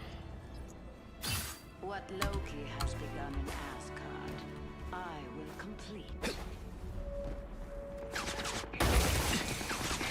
Whew, almost bowed out. Here they come.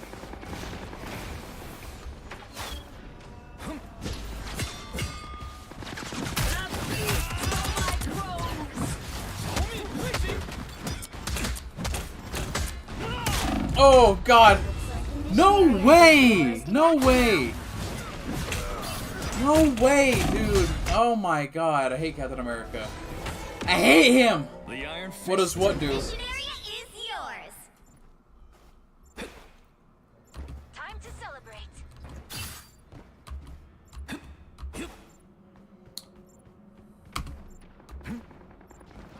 I don't know what the team up does. I think we have like special like things.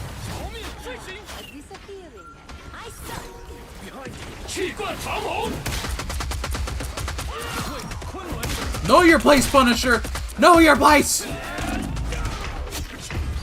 Ah. Armed and dangerous. I was going ham though. You can't say I wasn't.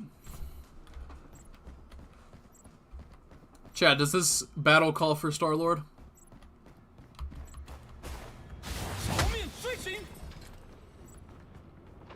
Judge, jury, executioner! You've captured more Holy than half cow, of the mission man. area. Keep going. Alright, that was rigged. Another one for the good guy. Shut up. Solo's fury. Control lost.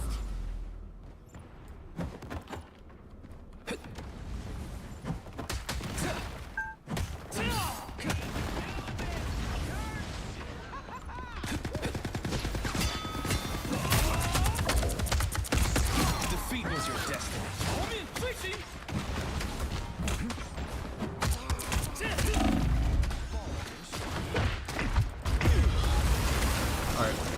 Alright, guys.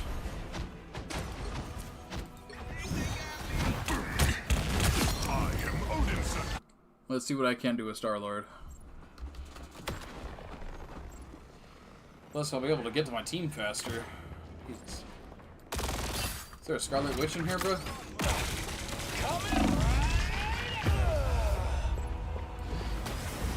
Beholds the god of thunder! Here comes the legendary Star Spirit. No! I hate her so much. I actually... Oh my God. Alright, hold on. No, bro, let me in. Let's try this again. Oh my God, I hate her so much. Where is she? Is that her?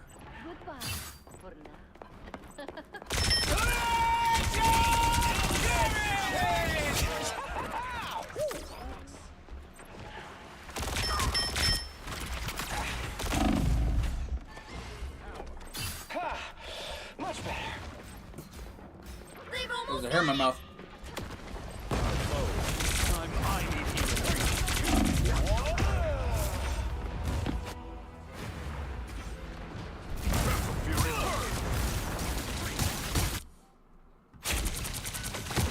can't keep me down for long.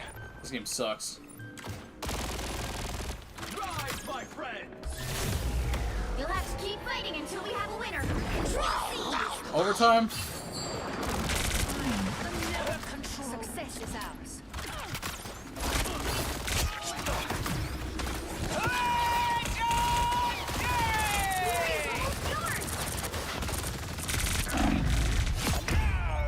Alright.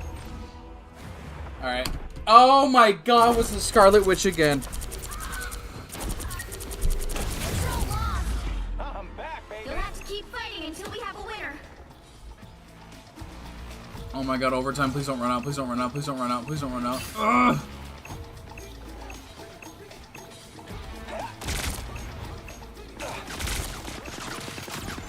They're winning, but you've still got a chance. Chat, this game sucks.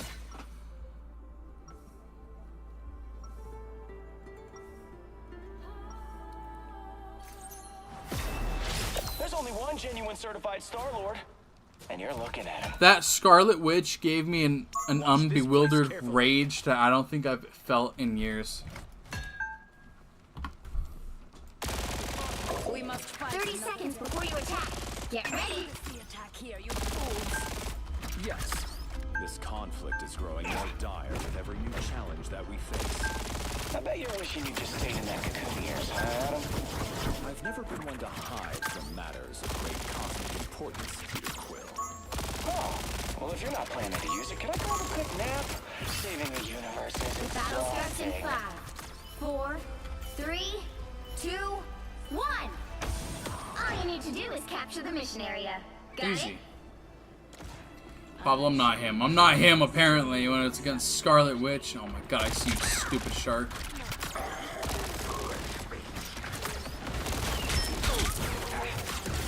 Judge, jury, executioner!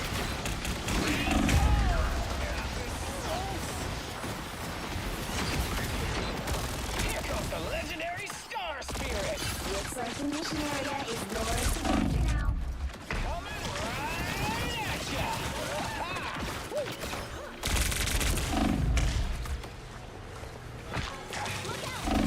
Oh my god, I'm gonna get out of here. Is yours.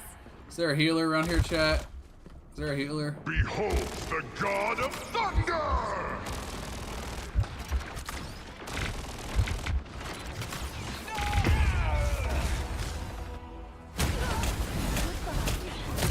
Now, Sheety, waken the rage of battle! You know what this calls for? Maximum pulse! Drinking. Guardians, don't back down.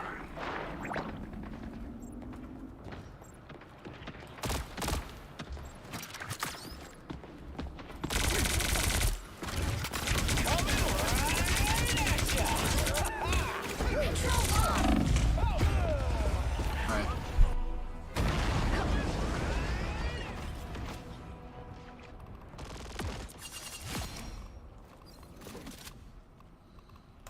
It's good. You know, I was doing good as Doctor Strange. We are done chasing spiders. We have bigger enemies to conquer.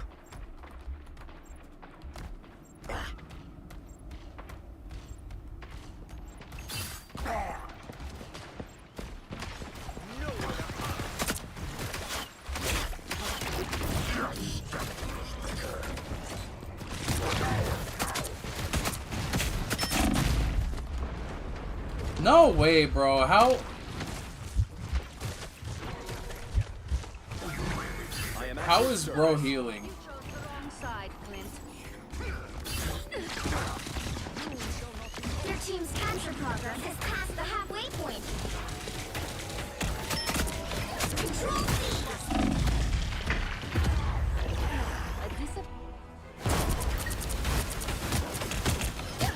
You're not going anywhere.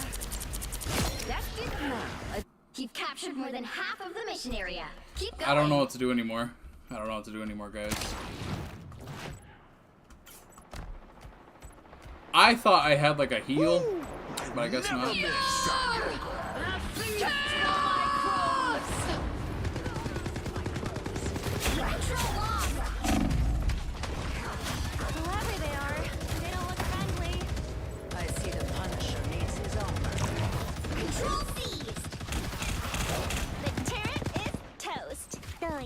Let me up there.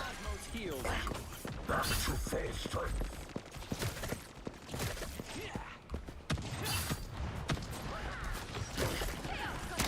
The area's almost yours.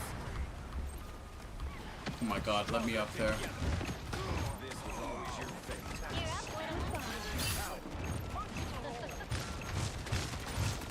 Behold the god of thunder! Rest easy now. Control lost.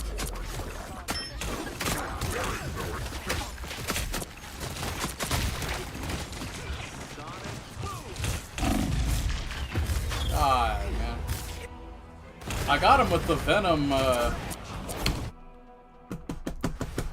Oh, she's getting on my nerves, man. They've almost got it. She's getting on my nerves. There is only one Sorcerer Supreme. Perfect. Hex. I'm opening a portal. They're winning. You still got a chance.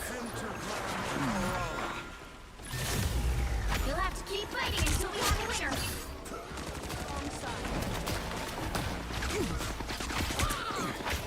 Control seized. Good medicine. You'll have to keep fighting until we have a winner. Spider mode. The Punisher's armor turret is broken. Yo, pick that super shark, bro.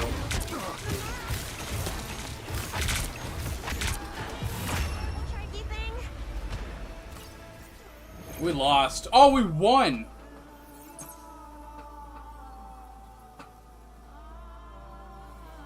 We won, like, what, 2 out of... Epic victory. Big win.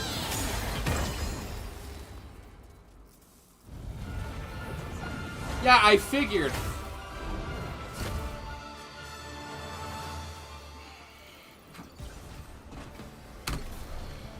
I never wanted to get so violent on stream than I have now. No, I'm not doing another round after that. No. No. I'm hungry, chat.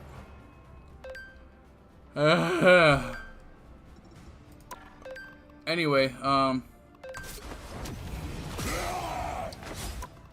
look at this. Y'all can't tell me it's not a Fire Wolverine skin, bro. This one's kind of cool too, but this is where it's at.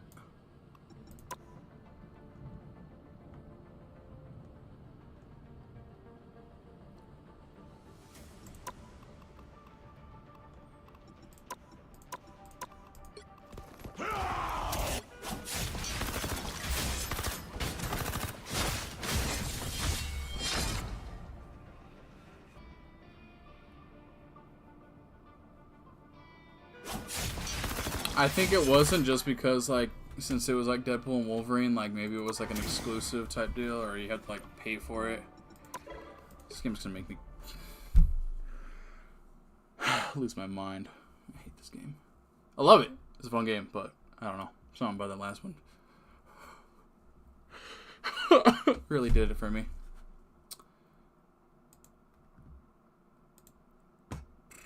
Money.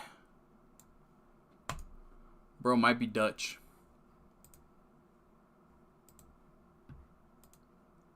Dutch van der Leyen. Me. Chat, what should I do? I'm running out of ideas, chat.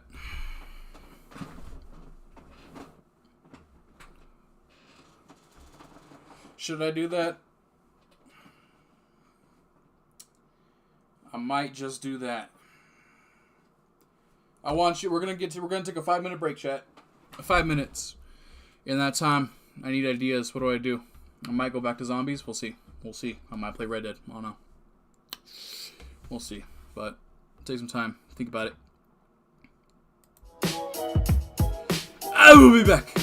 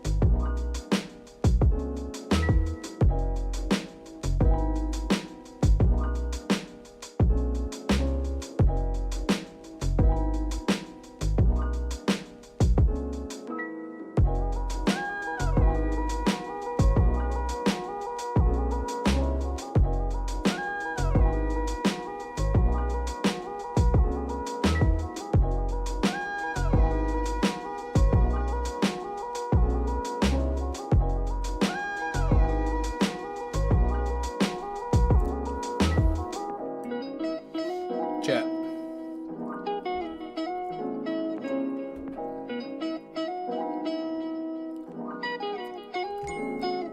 We still got 2 hours left of stream.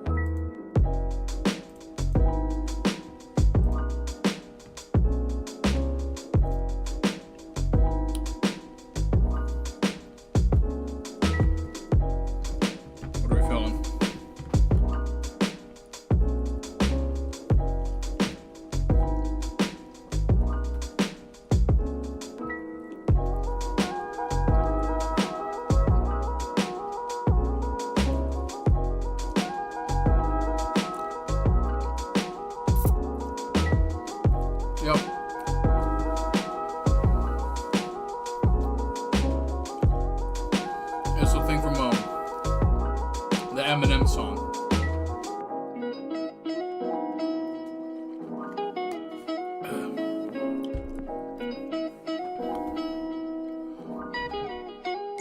You know when he said something about like sweaty palms?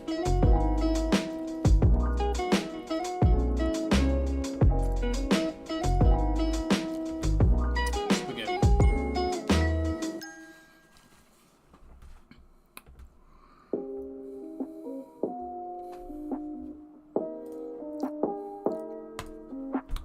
I don't know what to do, chat.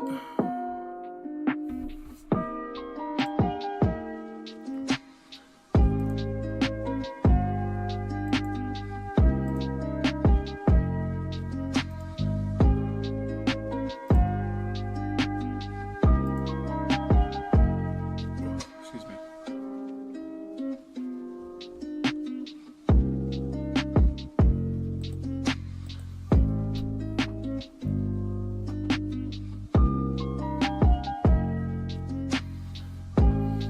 Are you unsubscribing because of the Eminem thing?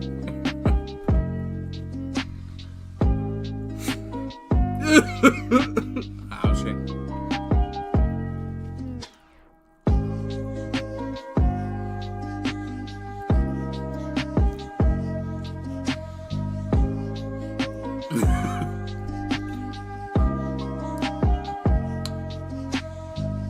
Uh-oh.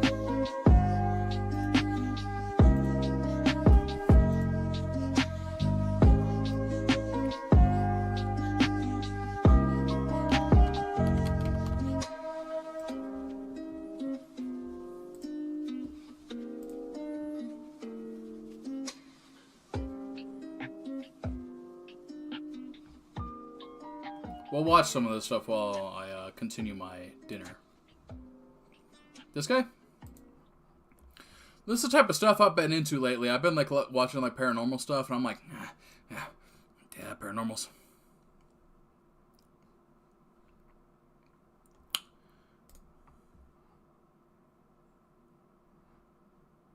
Let's watch this one. Hi, I'm Bob Gimlin, and today I want to share a Bigfoot report I received some time ago, and this one gave me the creeps like no other. Yeah? Here it goes. Hi, Bob. My Bigfoot encounter doesn't feel like a normal Bigfoot encounter, or at least, nothing as simple as bumping into a large animal. I grew up in Almost, Idaho, in Montana, outside of Missoula, and I was raised by my dad. Real quick, chat. If I eat too loud, or like if you hear me eating too loud, please say something. I might just mute my microphone. Please let me know if I do get too loud. My mom left us when I was a baby. Dating the first event is easy because it happened on my 14th birthday. So if I was 14, then I guess it was 1975. Because I was born in 61. God! We were poor. Not dirt poor, mind you. Not even poor, just poor. So I wasn't expecting anything. What does that mean? What does that mean? Not dirt poor, but not poor. Just poor.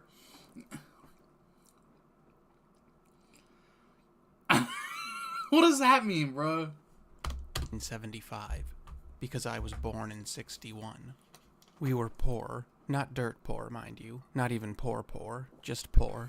So I wasn't expecting anything special or a party. Maybe just a nice dinner and a new coat or something. You look like you live on a When my farm. dad picked That's me why up you're after poor. School, as soon as I got family into the was car, in a I immediately drought. noticed that something was weird with my dad, like he was agitated. And he spent the 20-minute drive lecturing me about these new rules. No going outside alone, no going outside at night, and weirdly enough, we're to keep the blinds shut. Naturally, I asked why and what happened, seeing as this was totally out of character for him, and he seemed to have trouble explaining himself. He said something about a bear, and we were surrounded by farmland, so bears were not a common thing there at all. But at some point in the explanation, the bear somehow morphed into a drifter who looked like he was up to no good. And I remember thinking, well, which is it? A drifter in the woods or a bear? Or were the drifter and the bear in cahoots? Anyway, we stopped for a rare second lunch. That's what we always called it, when we'd stop for food after school, for a meal before dinner. I think the dad was doing My dad had calmed down something. and was apologizing for forgetting all about my birthday, which I knew was nonsense. In fact, I suspected that the second lunch was a stall tactic of some sort, and after ice cream and fries, he apologized for being uncharacteristically testy. Again, I asked what happened, because it was quite obvious that something did, and he said that he caught someone on the farm, and that they looked like they were up to no good, and that we had to be vigilant for a while. Now, this man needs some background music or something. I'm gonna be so real with you. Like, I feel like I'm listening to an audiobook, and once it spices up, I'm sure it'll lock in. I'm sure he'll cook. But honestly, that didn't really set right with me. I did not find the answer satisfactory. But at the same time, it didn't seem like all that big of a deal because my dad was always worried about me. Well, I don't cook when we're only like... When we got back to the house, we're only like 2 there was minutes in. indeed a little surprise party set up.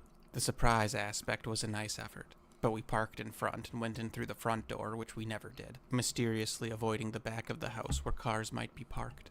I looked at him fondly, and he just shrugged. Even though my mom left when I was a baby, her family was still a big part of my life. which is one of those things that I totally took for granted as a kid, and now looking back as an adult, I'm overwhelmingly grateful for. I didn't think much about it at that age, but it was like my dad had 2 sets of parents. He was only 17 or 18 when I was born, and he had to grow up fast, and I'm sure he appreciated the help. Anyway, the night was nice. My cousins were, and are, Hellions.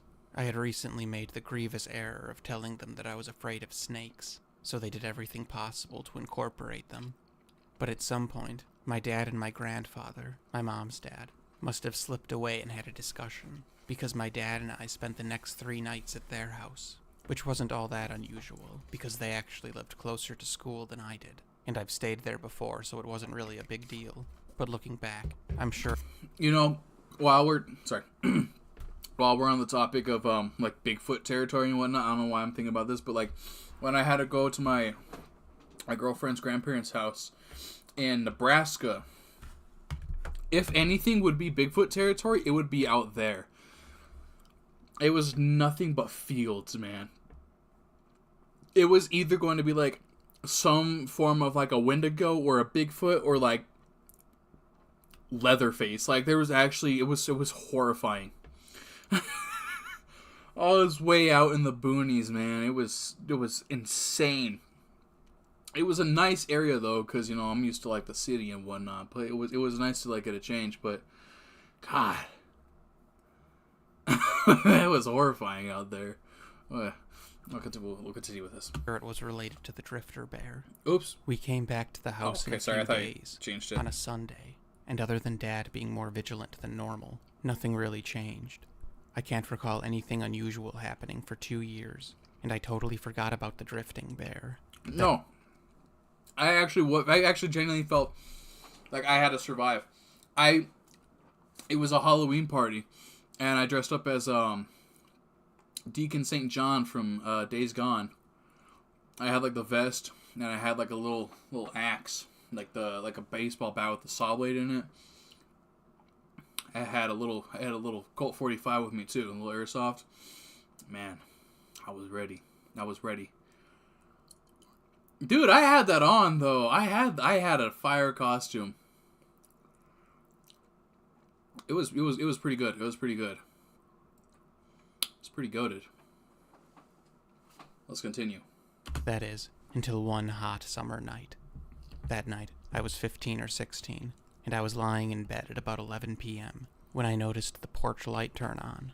Light came in through my window, because my bedroom was on the first floor, and the window was on the far side of the porch, and I clearly heard the distinctive thunk of the light switch being flipped. I was half asleep, so I didn't really think much about it. Then it went off with another thunk. She's got a Doors and then poster. It turned on again. Back then, we lived in an old farmhouse, and I don't know if the house's age had anything to do with it, but it was the type of house where you could basically hear anything from anywhere. And as the light slowly strobed, I rather suddenly became alert as I realized how atypical this was.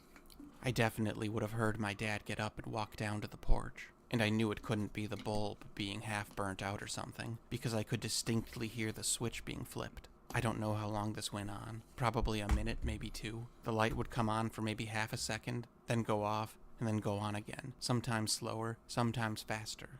I must have been half asleep when I first noticed it, but after a minute, or however long it was, I became certain that something was wrong, and I got that sinking feeling in my stomach from when adrenaline hits. I was just very still in bed, listening intently, but there was nothing at all to hear except the soft sound of thunking, and nothing to see but the light going on and off through my window.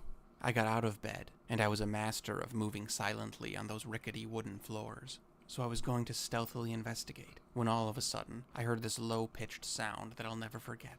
It started like a wop-wop, but in the same breath, mutated into some kind of warbling giggle that grew deeper and deeper until it finally crescendoed into what I can only call a screaming laugh. And I just froze beside my bed, terrified. This was so loud. Now, I can't say I've ever been near a roaring lion, but I imagine that's what it was like. This was ridiculously loud. Mind you, the sound seemed to come from inside the house, more so than it came through the window. I guess I mean to say that it sounded like it came more through the door than from the bedroom window that faced the porch and the side of the house. No, I didn't scream, I didn't run, I didn't move at all.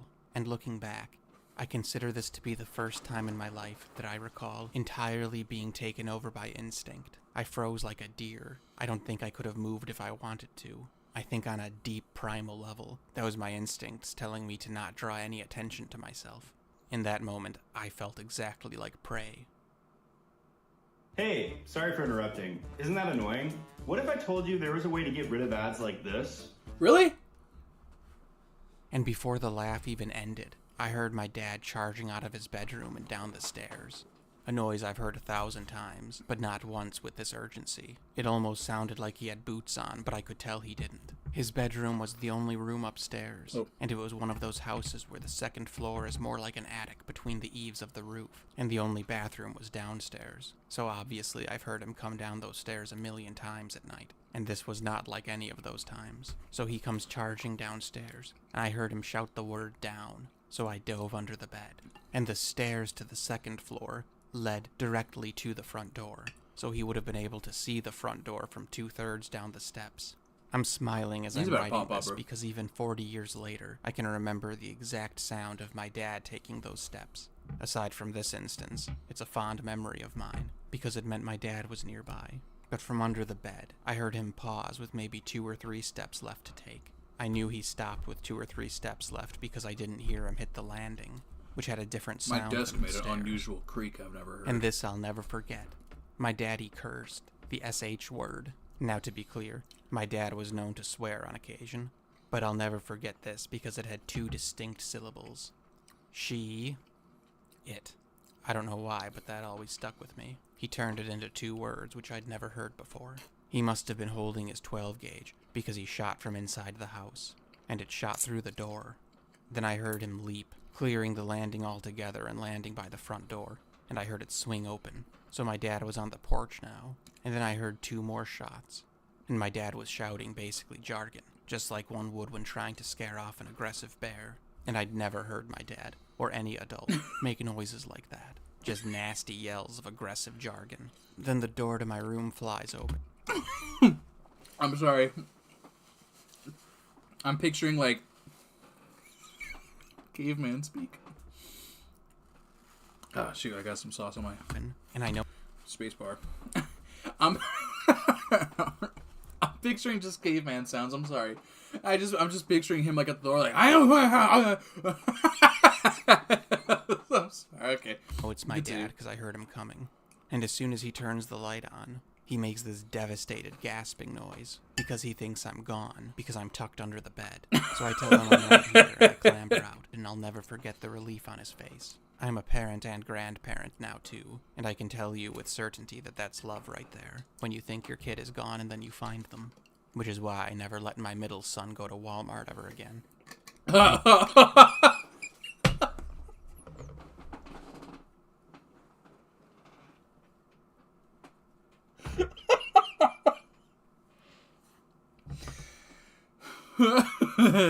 one got me. Oh shoot, I restarted it. No!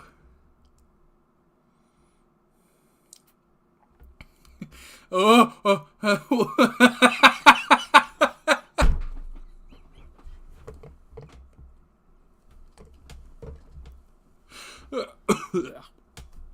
I'm laughing too hard. I almost threw up. Oh my god, that was funny. I'll never let my son go to Walmart ever again. Oh my god. Oh, that did it for me. I'm putting this full screen. It's earned full screen. I'm just picturing, like, all the times that I've gone to Walmart at, like, 10 p.m., like, after work, and the guy who's there, sorry, he's an older guy, but he, like, greets you so aggressively, and he's just like, welcome to Walmart, and I feel like I'm entering, like, a gladiator ring. Like, that's how I want to be greeted at a Walmart. I don't want to feel like I'm going into, like, Target, you know, with a bunch of bougie people. No, I want to know I'm going to a place where I have to fight for my groceries. You know him too? I love him so much. I'm telling you, he gives me like a sense of power when I walk in there. He just like hits me up with that, welcome to Walmart. I'm like, yes! Yes! Groceries and whatever Colfax has to offer.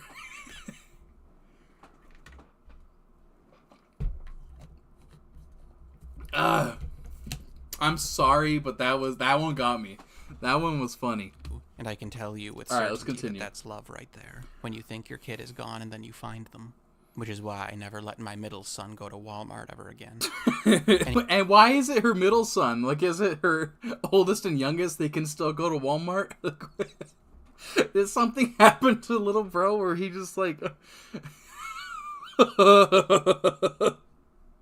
Anyway, Okay. he shepherded me into the living room and onto his favorite chair, which I literally never sat on because it was unspokenly his chair. But looking back, I realized that it was up against an interior wall, as in, not against or near any windows.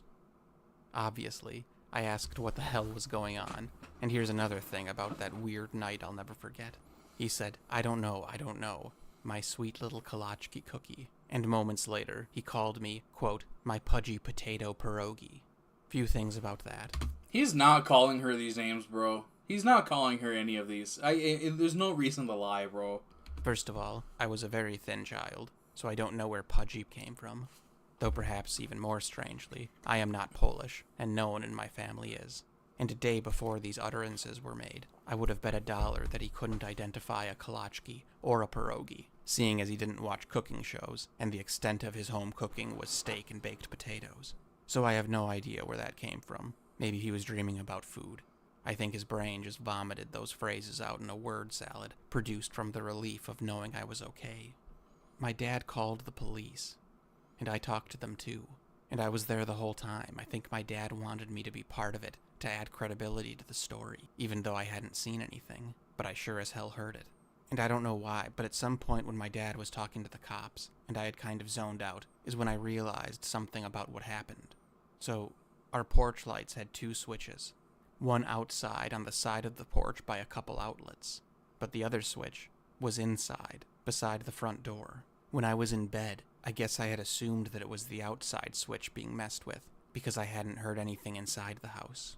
Well, it had been a hot summer's night, and all the windows had been open, and it turns out that the whatever it was had somehow removed the screen from the window by the front door, and had placed it up against the wall, right below the window, and had reached inside through the window, and was flipping the light switch that was inside the house. It's still a complete mystery how it opened the screen without breaking it, because the screen had 2 little pull tabs on the side, but they were only accessible from the inside, and the tabs were in the position to indicate that they were locked. Later, my dad and I would spend hours trying to remove the screens from the outside without breaking the screen or disengaging the little tabs, and it simply wasn't possible. The fit was extremely tight, and it would break before it would bend.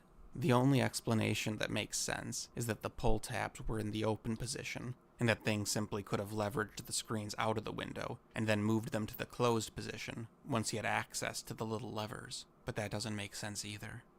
So my dad was unaware of any of this happening, until, of course, the screaming laugh, at which point my dad came flying down the stairs, and halfway down the stairs, which he had to stoop down to see, he said he saw a big hairy arm withdrawing from the window, and he saw its face looking in through the little window in the door. He only saw it for a moment, but he called it, quote, a devil face.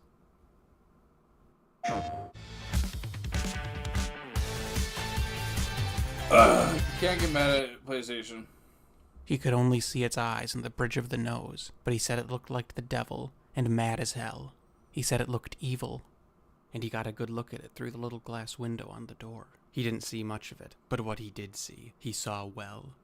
And that's when he shot, right through the door, below the face where its chest should have been. And he ran onto the porch, and that's when he started to yell, and he fired 2 more shots from the porch. But he didn't have sight of the creature by then, which is why he thinks that it jumped over the railing and went around the side of the house. We would have heard it if it ran across the porch, so we think it jumped over the railing first, ran around the house, and then circled back. The front of the house was flat and bare, and the night was bright enough to have seen it if it had gone straight for the tree break. He ran around the whole house in his undies. screaming like a banshee before he came back in to look for me. So outside, he shot to give the impression that he meant business. And it wasn't until he returned to the house that he realized that there was no blood on the porch. No blood, footprints, or hair either. He was utterly perplexed on how he hadn't struck it with his first shot. He was quite certain that he'd hit it when he first pulled the trigger. In movies, they always show shotguns as blasting holes through walls. But that's not what happened here. There was just a series of small holes close together right in the door frame. The cops were very straightforward.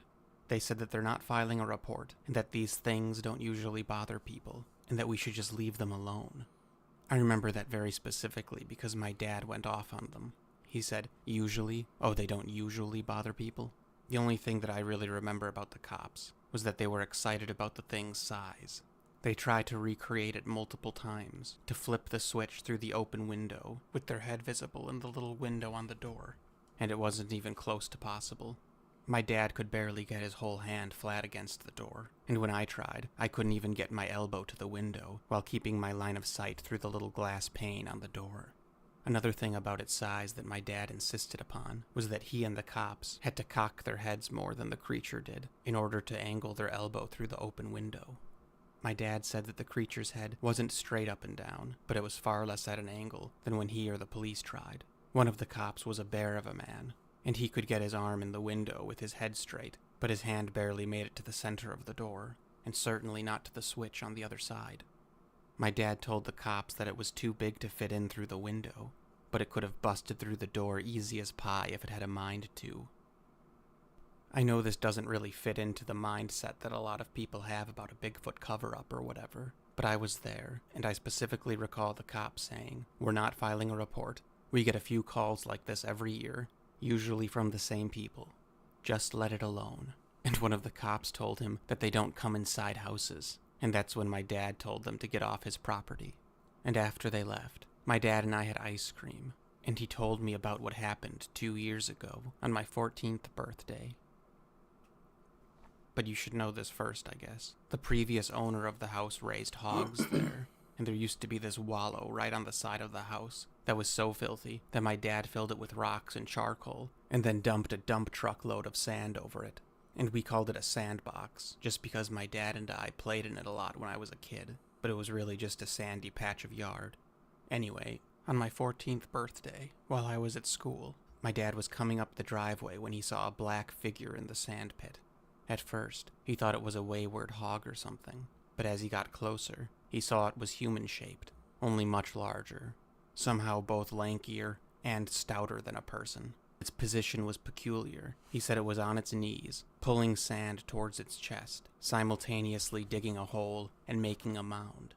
Dad didn't have a gun on him or anything, and he just kept driving toward the house, trying to figure out what he was looking at. Dad said his first thought was that it was a man in bearskin, but that hypothesis didn't last long, and as soon as he got close enough to see that it was absolutely nothing he'd ever seen before, he drove straight at it and laid on the horn, and it sprang up and ran to this tree line that serves as a windbreak there, and it followed the break all the way to the woods, screaming the whole time, a much higher pitched and shrill noise than you would think a creature that large could make.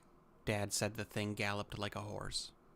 That's a good question. Ram. Looking back, I don't know if he meant it ran like a horse as a reference to speed, or if it actually ran on all fours. I took it to mean that it ran fast and fluidly, but now you've got me wondering. He described it as a goblin. He said it had no ears, a bald head, but hair around the sides like a balding man. Its skin and fur was jet black. It had impossibly long arms, impossibly broad shoulders, a big butt, shovel-like hands, a small head, thin lips, a wide mouth, and he said it had deep creases running across its forehead. He said it looked annoyed, like it was unhappy to be bothered, like it wanted to flee, but really wanted to finish whatever it was doing before leaving.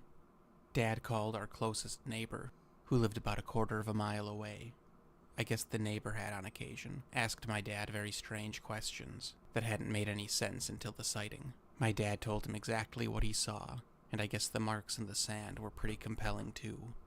This neighbor was super religious, the scary over-the-top kind, and he wasn't surprised by my dad's statement at all, and he said that they'd been having issues at their place too. And he said that he even called the police after one of them broke into, and then apparently spent the night and defecated in a tractor.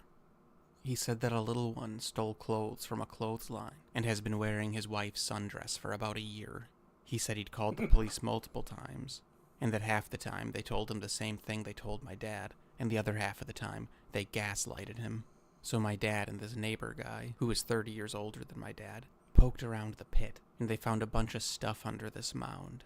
And I guess this is what freaked my dad out the most. The mound wasn't random. It was burying stuff. Among the contents there, he found several magnets that used to be on our fridge, along with a little notebook we used for grocery lists. We had never noticed that they had gone missing, so who knows when they were taken. These items were all within reach of the kitchen window, assuming you had a very, very long arm. There was also a photo of me. It used to be pinned inside my dad's truck, and he said he never noticed it was missing. But the weirdest thing, to me, that he found buried in the sand were all the angels.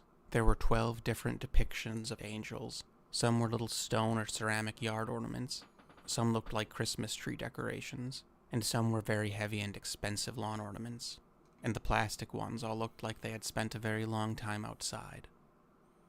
The neighbor wasn't surprised at all by this. To him, these creatures were devils, and they live everywhere that humans do, woods or not. He thought it was obvious that there are devils among us, and that they would be repulsed by holy representations. I, however, do not agree with this, and though I don't think that to be the case, I do think that's what freaked my dad out the most. He wasn't the type to be particularly freaked out by something like a Bigfoot. I think it would have been more intriguing to him than anything. But once he decided that maybe they're demons or something, I think that's what got him thinking. No, my dad never went to church or anything like that, but I definitely think he was God-fearing, so to speak. But I guess he'd never considered that demons try to get into your house. Literally. Anyway, thanks an awful lot for listening.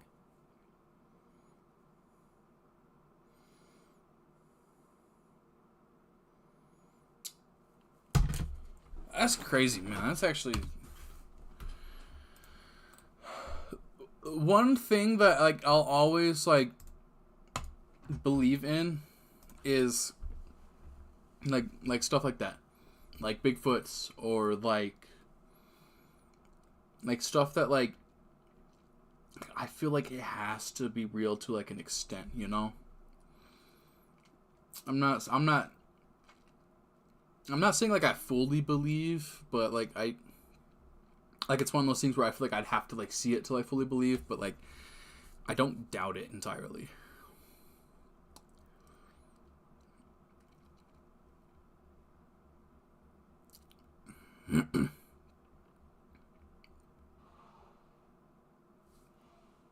Hello?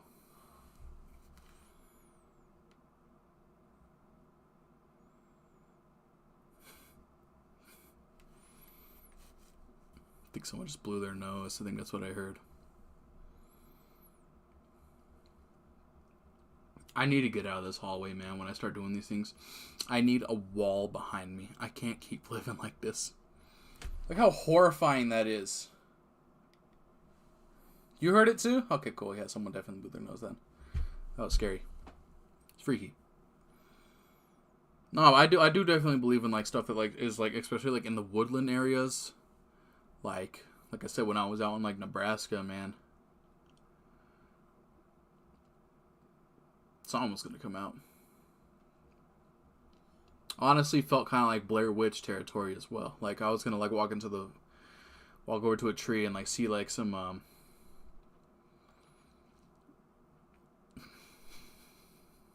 Dude, it's horrifying over here.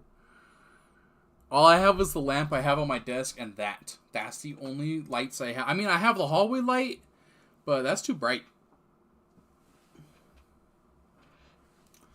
I'm gonna start setting some booby traps up. I'll put like a couple claymores over there. Anything sneaks up on me, we'll find out. We'll know. You can see that I have a light right there. That guy. One day I'll turn it on. One day. There's a switch. There's one right there behind me too.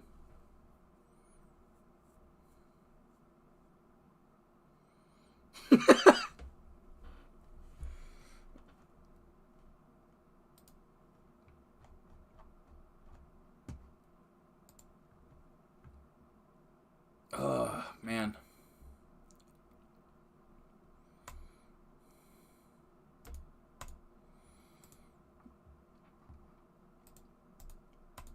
See, now the scary stuff got me. Now I feel like...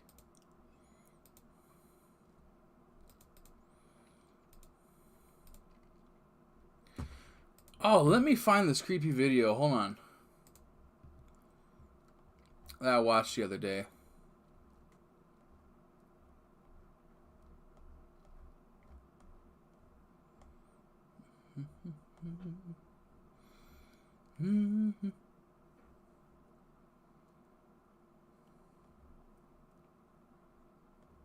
It don't take much to make me a believer, man. You could... yeah, I found it. What you won't do for love. You tried everything, but you won't give up. In my world, only you... Nope, I'm not answering. I answered. I didn't even realize. So I've been watching this dude a lot lately. Chilling Scares. He's alright. He like does like a bunch of like the like stuff like that. Like, where did these videos? Oh my god, I hate that video. Oh no! Why did I see it? Those old YouTube videos that I don't think that I could ever escape that, ever. I know for a fact right now. Oops, wrong one. Shoot. The one of the girl at the dinner table, man. I hate that video so much. The soup one, easy, light work. That wasn't scary. That was just weird. The talking doll lady in the bottom left, that one was kind of creepy, but like it's just kind of like she looks like Taylor Swift. I don't know anything about the top right, but that bottom right one.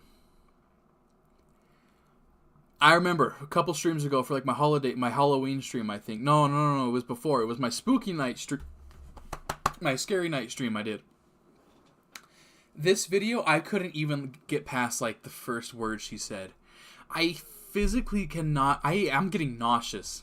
It was like I remember watching that on on my nana's iPad in her front room downstairs, and it has traumatized me since.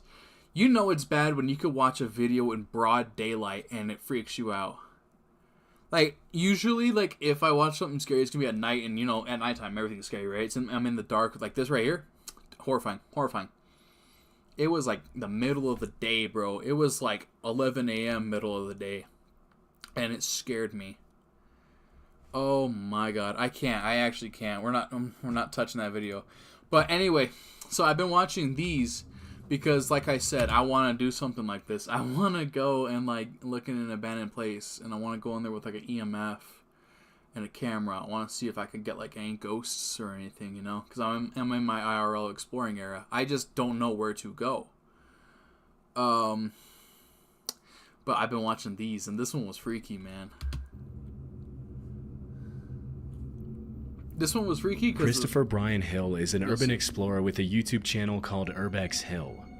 Over the past 10 years, he's been uploading raw footage of his visits to some of the creepiest abandoned buildings in the country, often running into unexpected and sometimes life-threatening situations. Urban explorers like Chris face many dangers. From aggressive stray dogs to hostile squatters to respiratory risks and unsound structures, venturing into an unfamiliar abandoned building is much more risky than it might sound. It's obviously much safer to explore abandoned buildings in the light of day and with a group of friends, but in most of his videos, Chris explores at night and always alone. In June 2022, he visited... See, that's something I will never do. I'll never go alone. I don't think I have the strength to do something this stupid alone. I'll take you, Pablo. I know we have this planned. I just can't find anywhere. But you could never catch me dead. In an area like that alone... I'm dead. I'm dead. Something's jump scaring me, popping around the corner. I'm dead. I'm gone. Visited the abandoned Westinghouse Electric Factory located in Cleveland, Ohio. Built more than a century ago, the factory originally consisted of 7 different buildings, but most of them have been demolished by now. Even though the Westinghouse Company was established in 1886, it didn't reach Cleveland until 1894. Founded by Thomas Edison, Westinghouse is best known for the notable engineers who worked for the company, including Nikola Tesla and William Stanley. For several decades, the Westinghouse Company rivaled General Electric, and it was last used as a lighting equipment production plant before its abandonment in 1979. For the past 4.5 decades, the abandoned factory has been one of the hottest urban exploration locations for curious explorers and YouTubers. In 2012, the factory started receiving even more attention after the Black Widow interrogation scene from the first movie of the Avengers was shot there. 10 years later, Chris made the trip to the abandoned factory and recorded everything he saw. As Chris begins exploring, there doesn't seem to be anyone around, and only the sound of crickets can be heard in the darkness as he walks around the outside of the building. Disturbingly, the sound of gunshots can be heard in the distance less than 5 minutes into the recording. It's worth mentioning that for the past few years, Cleveland has been ranked as one of the top 10 most dangerous cities in the US, making this visit to the abandoned factory even more risky.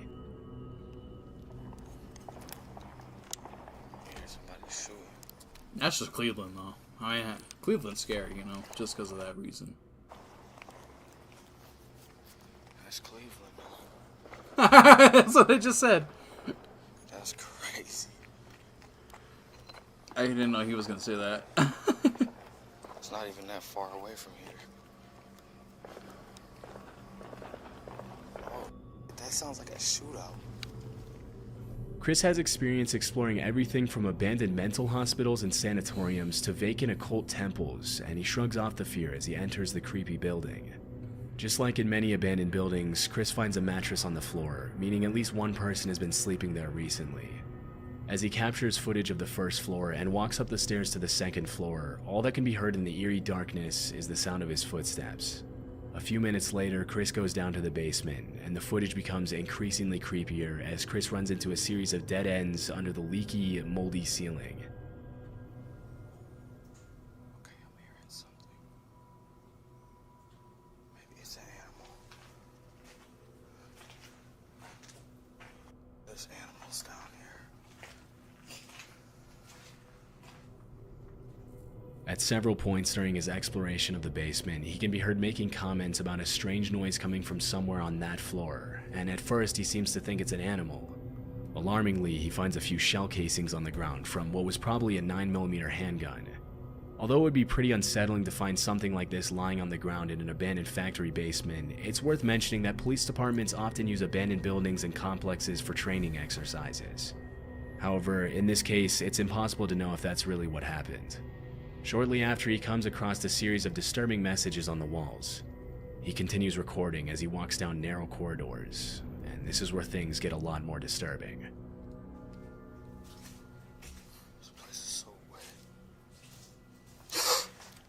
Oh, you scared the fuck out of me. Yo. You need some help, bro?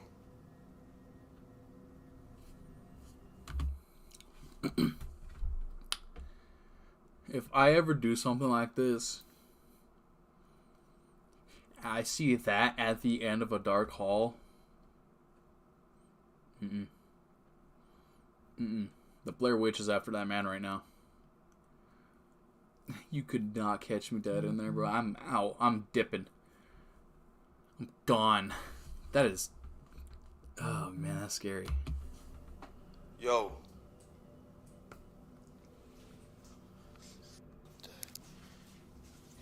Responding, I'm gonna leave him alone. Get the fuck out of his way. Bro, that's crazy.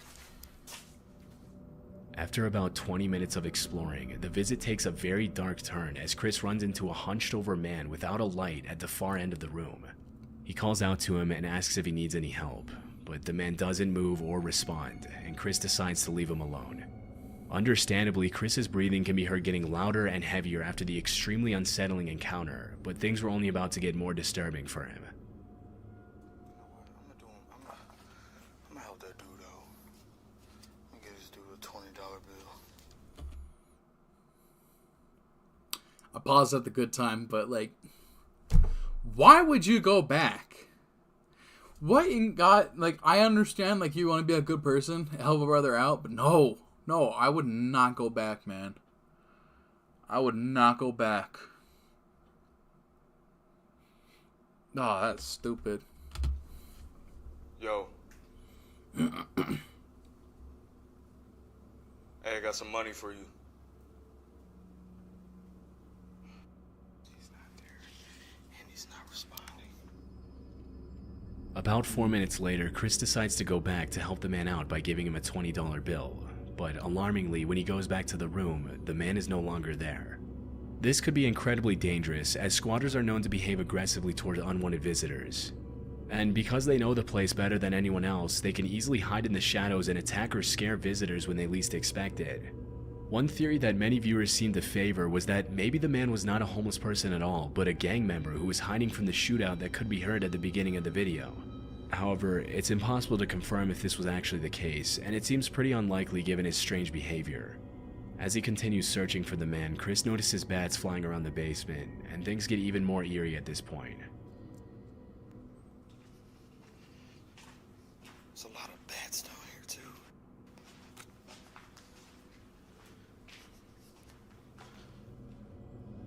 Right when he walks into one of the rooms, if you look closely at the far left of the screen, you can actually see the man from earlier standing in what used to be a door frame, staring at Chris in the darkness.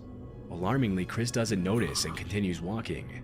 It's impossible to know how long the man had been following him, and Nah, I could never. I can never. God, it's disgusting, bro. Oh, that's disgusting. I'm telling you, man, this is... I understand it's just a person, but... in these kind of situations, it can be hard to gauge the squatter's intentions. A few minutes later, the squatter can be seen walking outside as cars pass by the side of the building. At one point, Chris mentions he thinks the guy said hello, but it can't be heard clearly through the camera audio. Just when he decides to head out, he hears a cell phone vibrate, indicating that there are more people down there with him hiding in the darkness. Having had enough disturbing encounters for the night, he decides to play it safe, and fortunately, he was able to leave the building unharmed. He never found out who that man was, and since then he hasn't uploaded another video of the Westinghouse factory. This video was recorded. That's it. That's really the only one I wanted to show. But that was stupid, man. You could not catch me dead going alone. Is it bad that made me want to play Phasmophobia?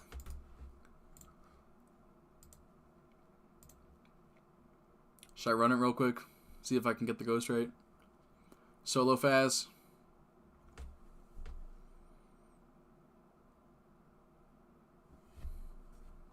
See our Bigfoot sounds?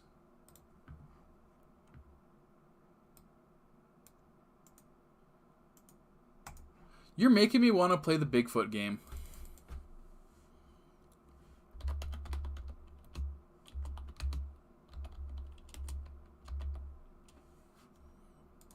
Audio?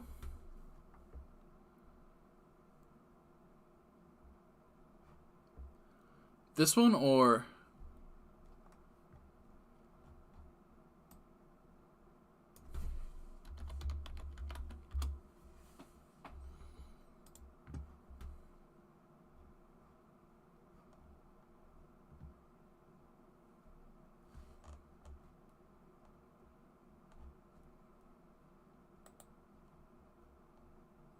This one? I'm sorry. Wait. Okay, we're gonna start here because this is. Wait a minute. This one right here?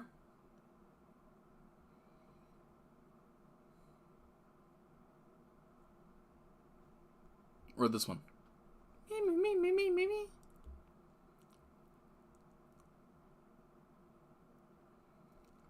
Okay, we're doing this one. Most of the stuff happened in the evening time, just at dusk, nighttime, like now.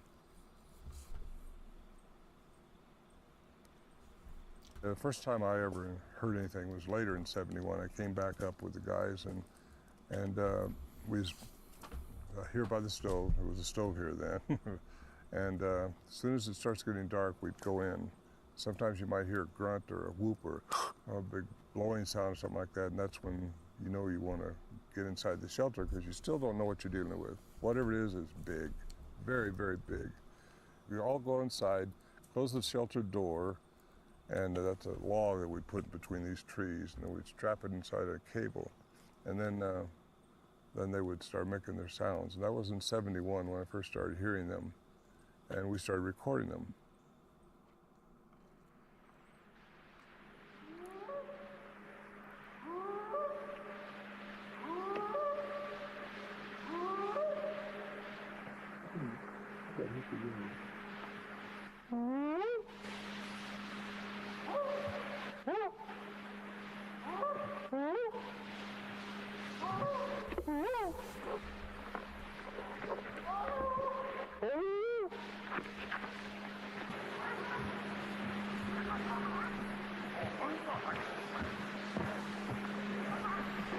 There's two of them across the creek at the big rocks.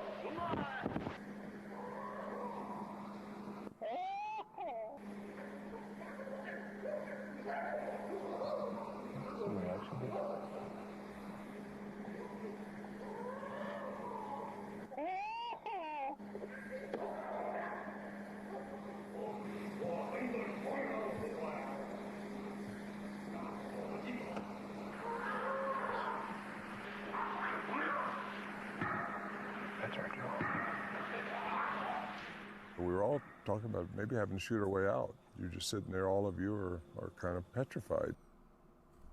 Most of the stuff happened. Yeah, nah.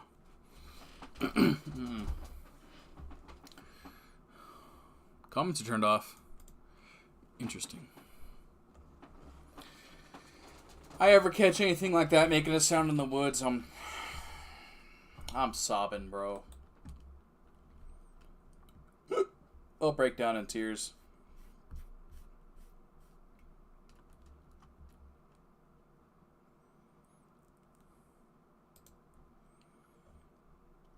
It freaked me out. I don't even want to play Phas no more.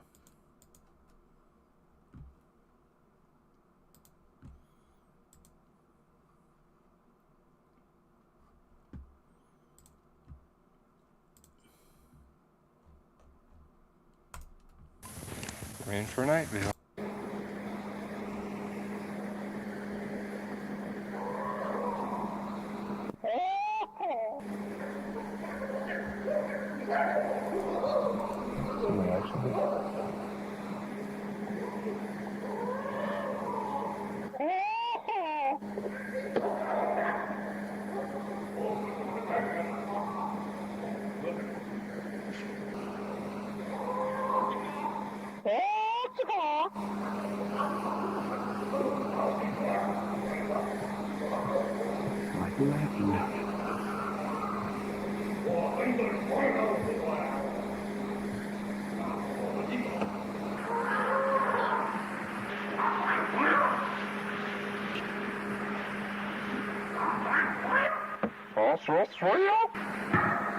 That's our job. Now we know where we look for tracks of life for sure.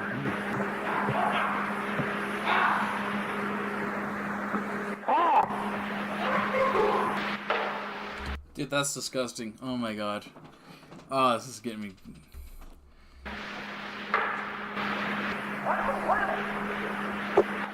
At the big rocks.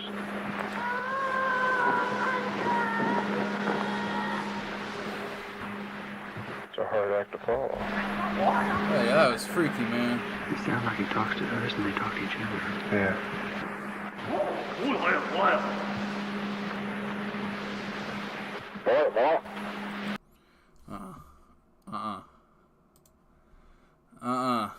Man.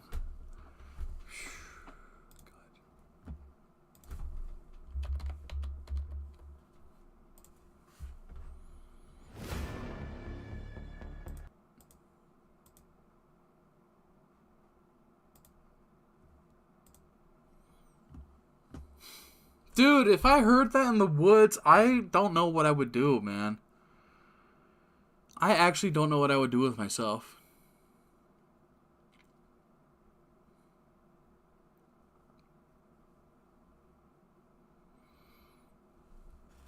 We're gonna do solo Faz though real quick, because I feel like I'm too committed to the bit.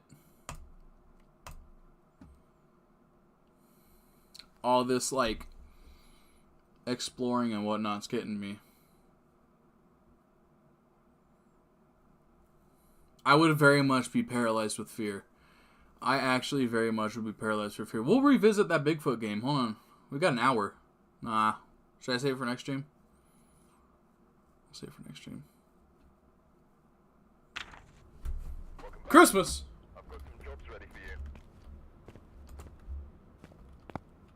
Cremas!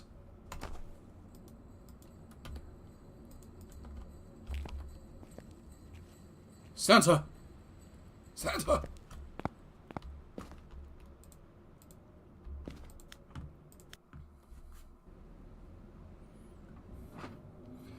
Should I try the Bigfoot game tonight or no? Or should I wait for next stream?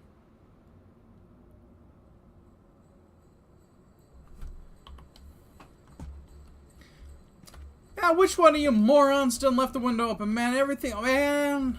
It's like 5 degrees in this house.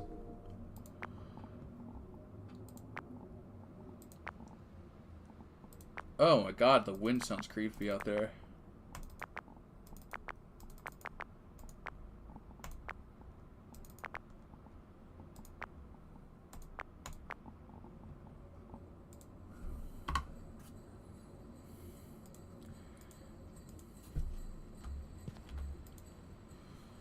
Alright, we'll do it next stream then. Because I gotta buy it, it's got download, and then, all that. Which map should I do, though, Pablo?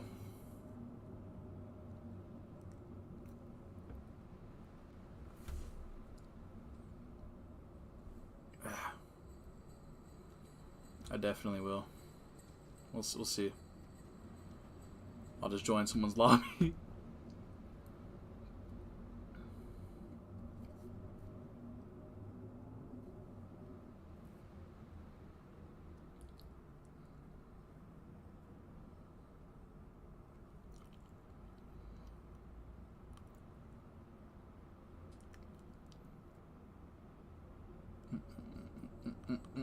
Alright, we're gonna do Edgefield. Well, there's some Christmas maps. Hold on, wait.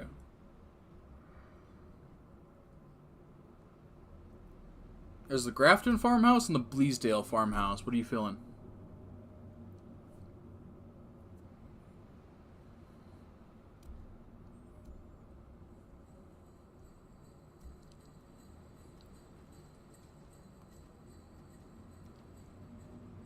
Dude, it sounds like someone just walked by, man.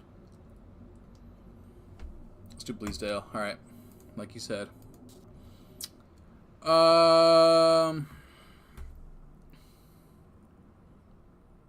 2 dots, 1 EMF, flashlight, ghost book, spirit box, thermometer, UV light, video camera, hold on. I want to see something real quick.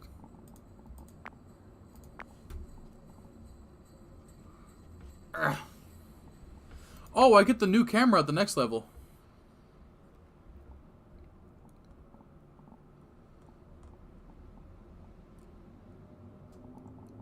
Let's see if I can get that. Yeah, alright, let's go. Alright, chat. Alright, we're here. Take a look at the equipment and prepare accordingly before starting the investigation. Nothing to report, but it looks like whoever was here left in a hurry. Alright, so the...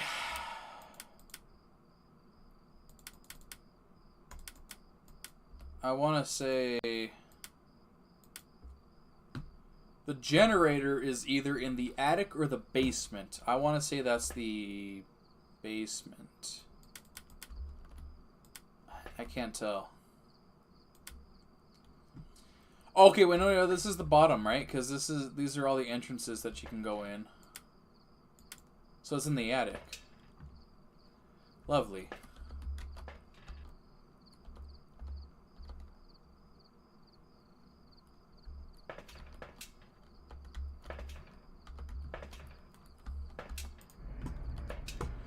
Oh, dude, I don't want to do this. This is so stupid. Why do I do this myself?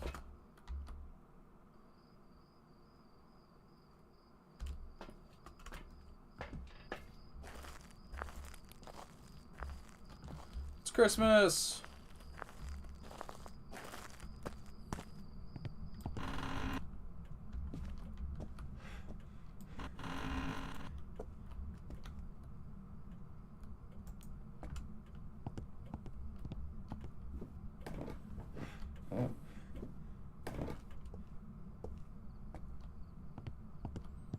It is stupid dark in here. I don't even... Dude, it's actually so dark. Oh my god. Hello?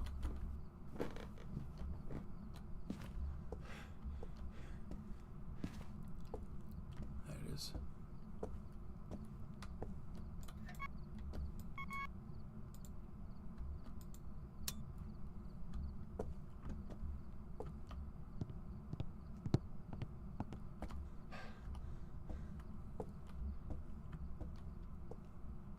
Hello? I can't find the stairs.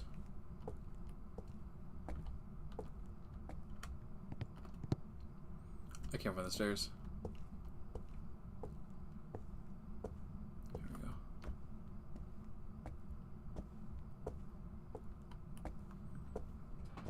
Oh god, this sucks, dude.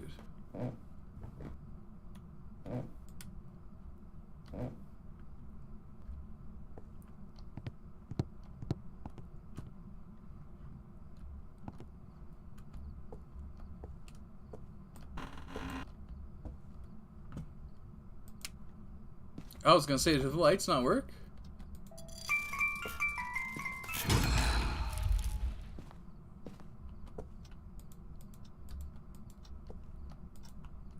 Alright.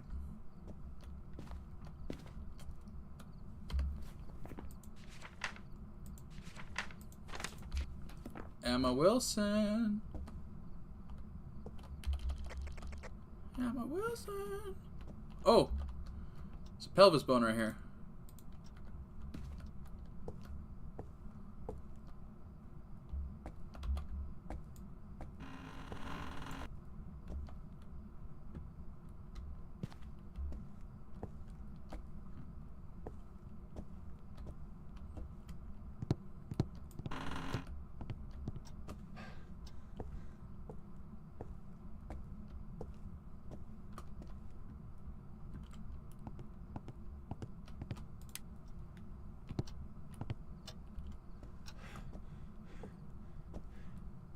Oh, is that for the attic?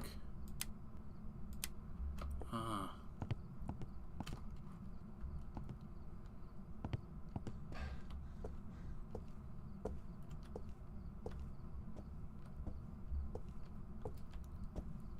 Dude, it is so dark. Oh, thank God.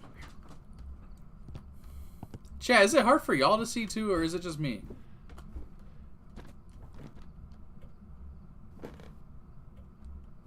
Hello?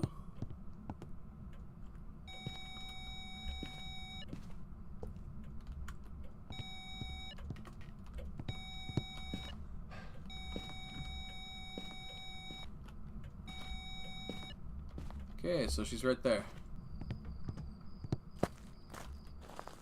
That's the one thing about the farmhouses that sucks, is I think those are the hardest ones to see in because they're just stupid dark. I don't know why. And I have the level 2 flashlight. So, I'm going to put this back.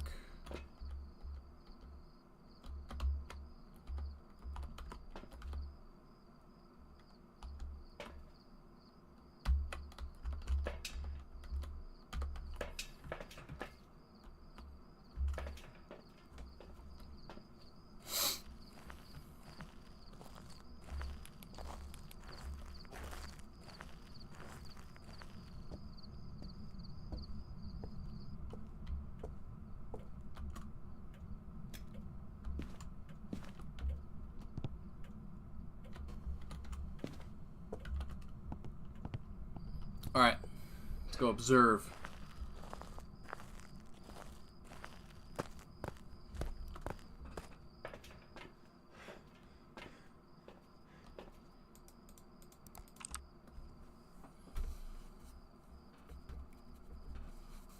There's a ghost orb.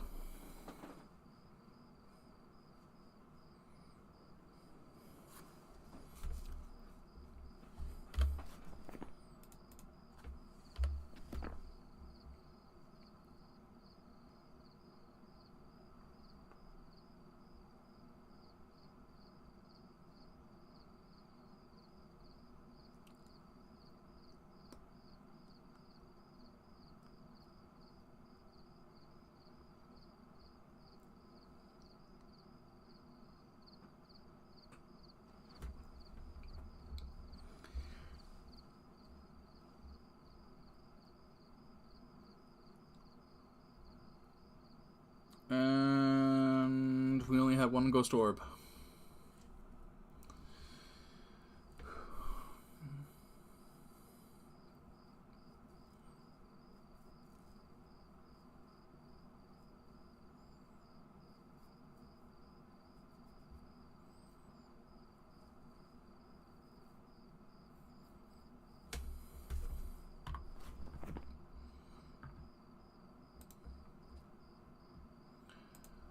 Let's see real quick.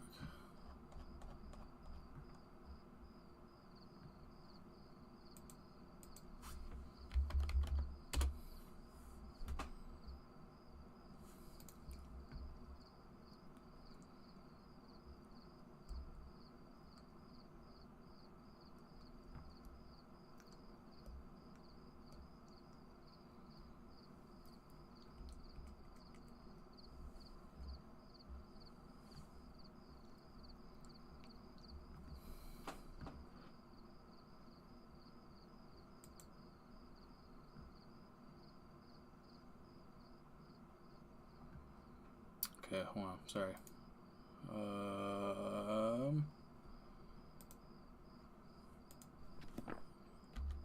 I feel like that was peak evidence we just missed. I think it switched rooms because we only have one little ghost orb on there.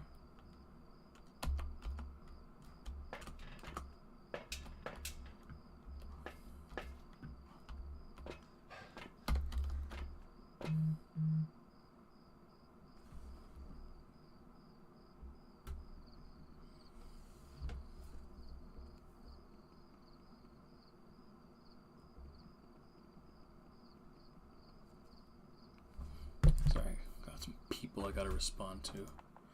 Alright, so this one wants me to get the ghost or the parabolic microphone. So I'm gonna take one more thing with me. I don't know what though. One of these. Just because, like I said, I think it switched rooms.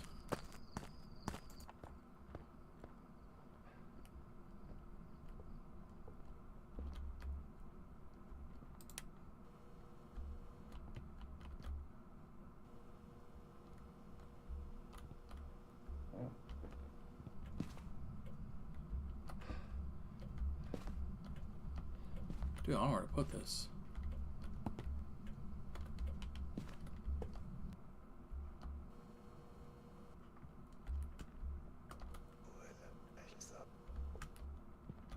Alright, that was good enough for me. Shoot.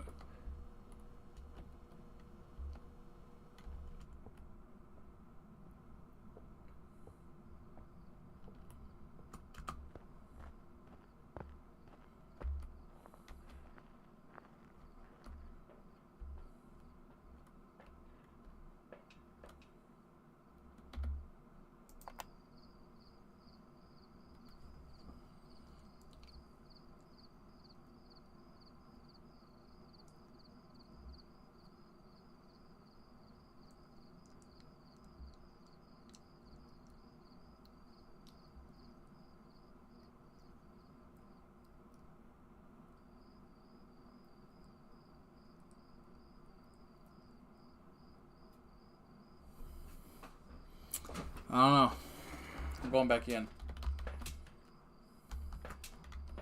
I got the sound with the parabolic though, so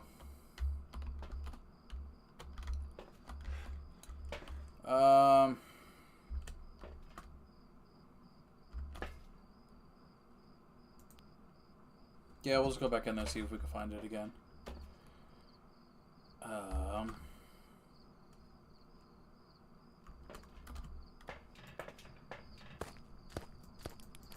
This flashlight sucks.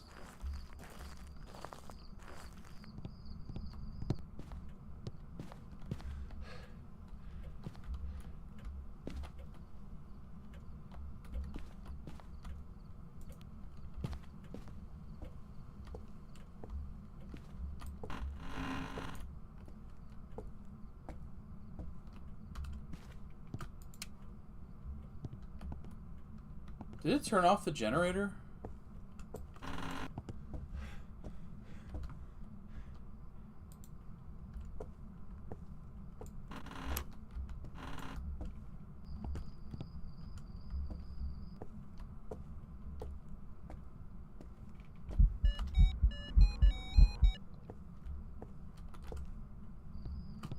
Alright, okay, alright.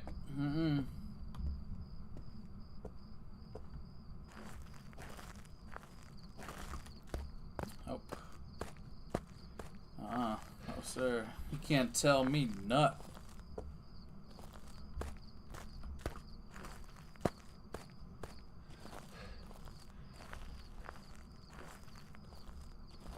Everybody gangsta until it starts saying spooky things.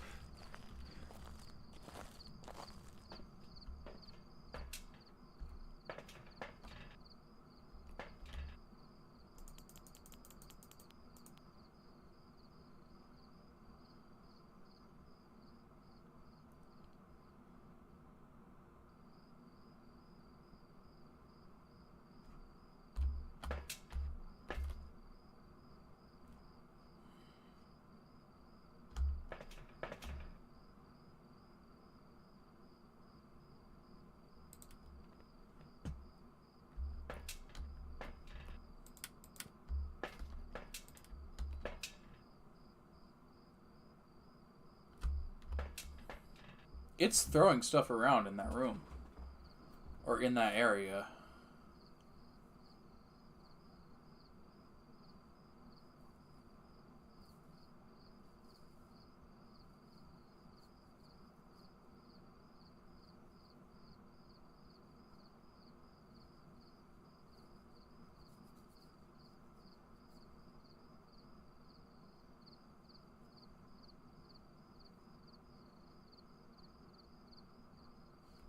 Alright, yeah.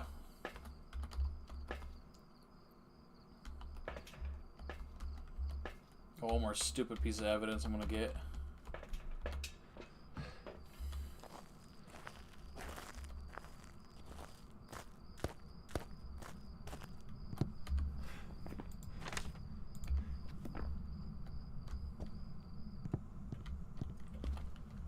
Emma Wilson, if you can hear me, please write in this notebook.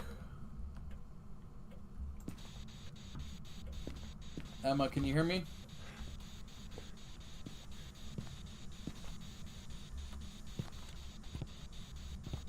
Emma Wilson?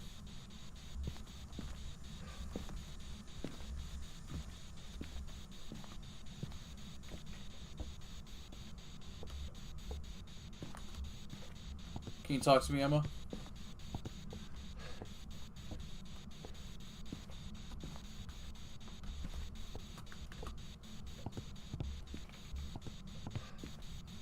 Hold on real quick.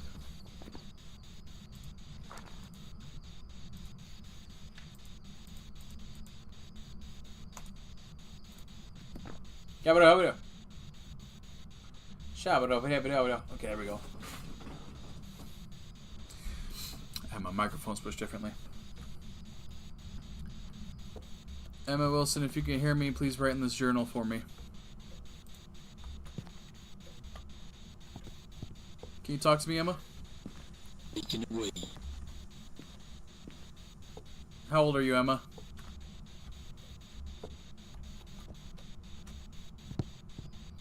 Well, you know, if would have said an elderly individual or something, I could have took that, but that was very much a spirit box. I'm gonna say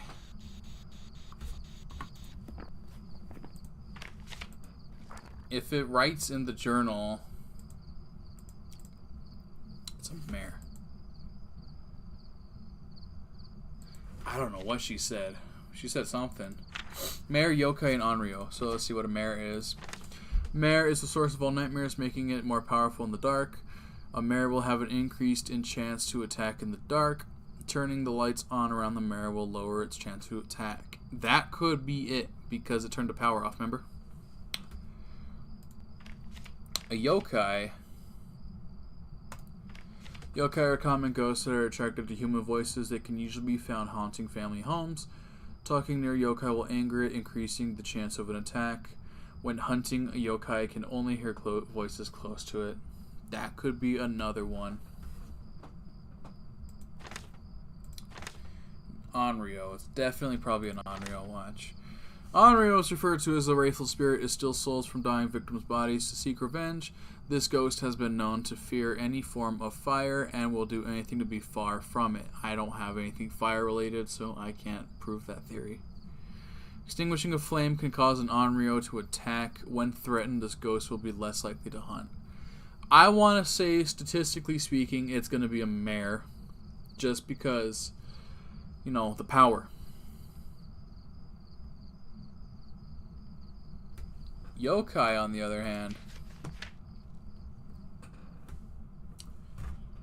So the only other thing I need for a mare is to get it to write in the journal.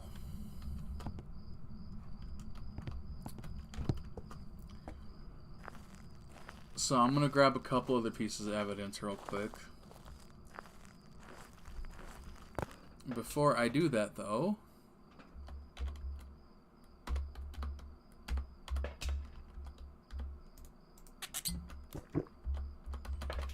need that.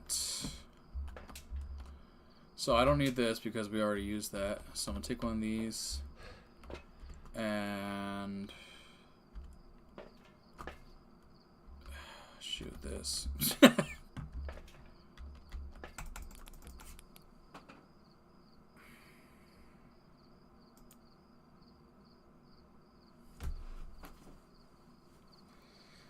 don't know what else to get. I'm gonna go back up there. I'm gonna turn that power back on, see what happens.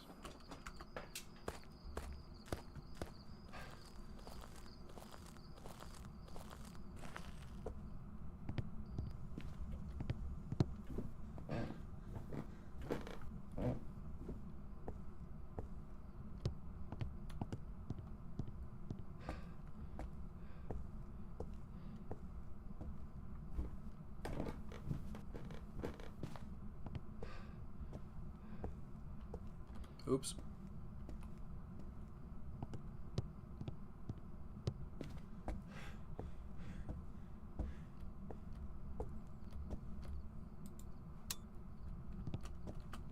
It's very much turned the power off.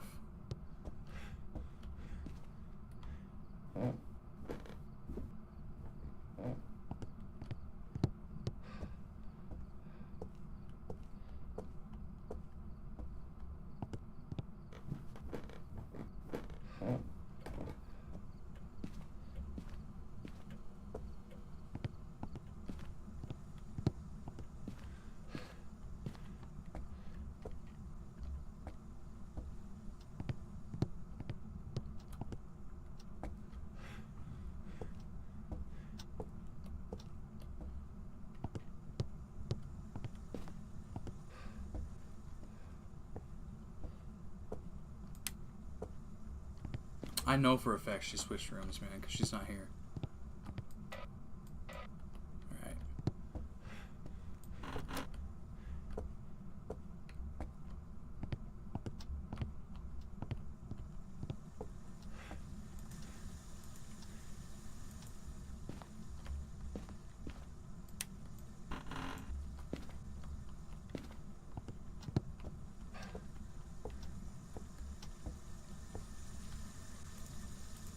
Brown water. Oh my god, I thought that fan was a person. Oh god, that gave me chills. Woo. She's throwing things in here, man.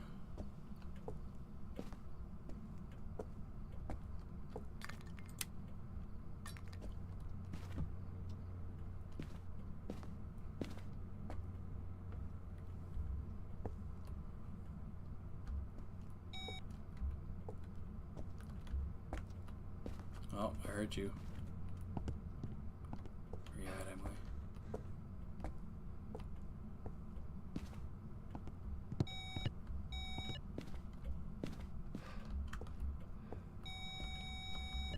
You in here now?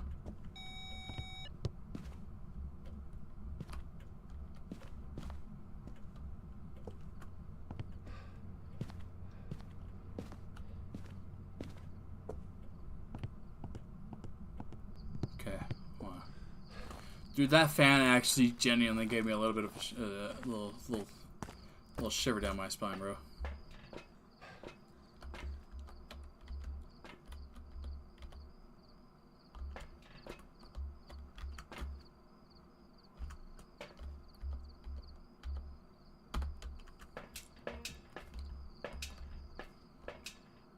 She's playing the piano.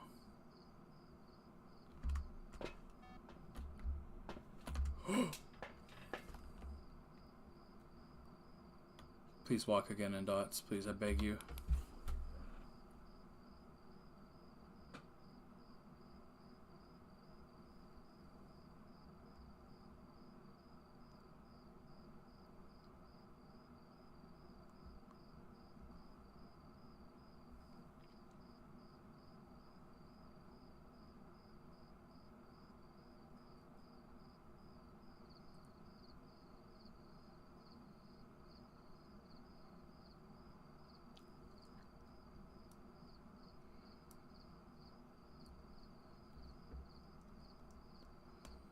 Are you serious? Bro, the second I walk away.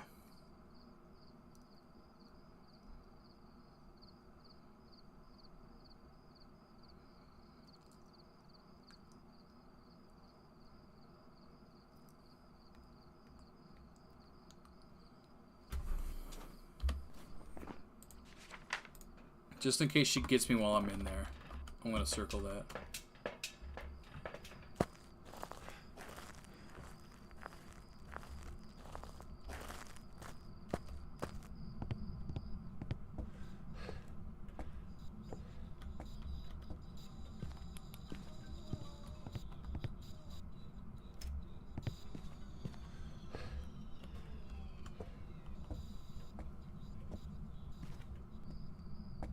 Alright, let's see what that gets us.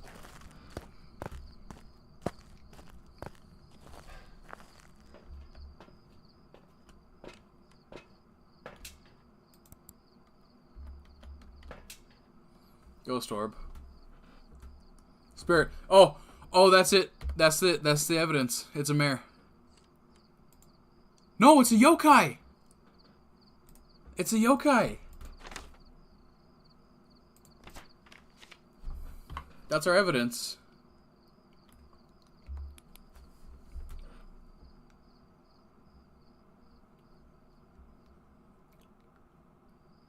So she just went into the next room. She had a whole weapon on her, bro. Whole weapon. I would have been done.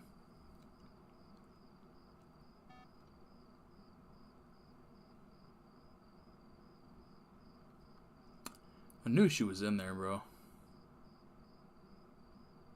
Knew it. I want to see her walk on dots again if she will.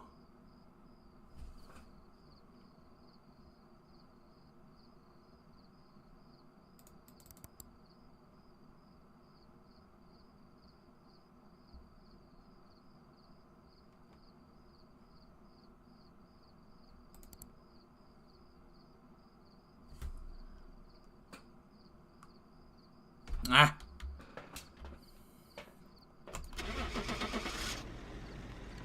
If it's anything other than a yokai, I'm losing my mind.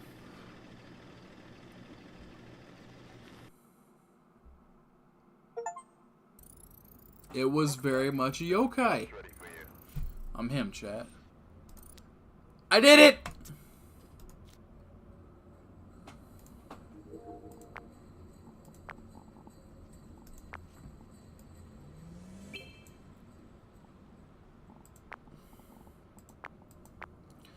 And I still got $3,000. Okay. I said that was good enough. Welcome back. Chet, we got 30. What do we do?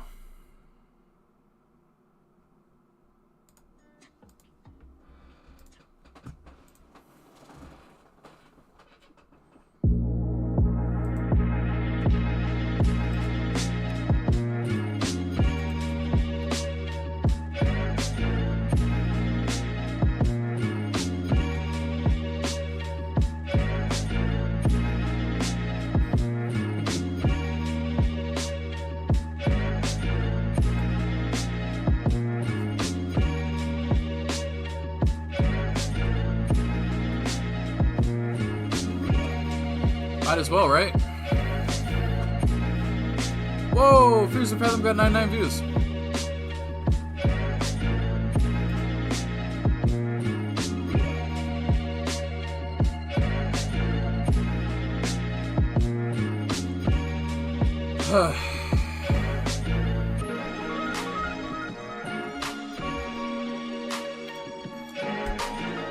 What kind of scary things are we feeling?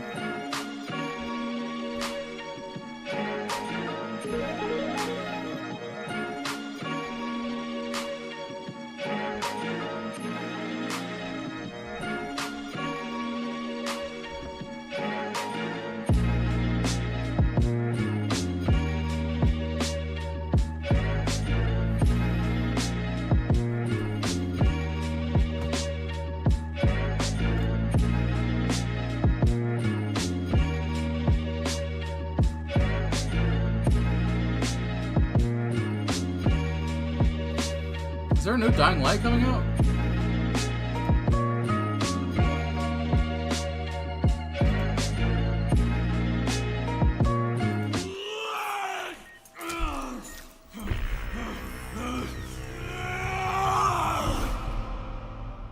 It's not your fault, Kyle.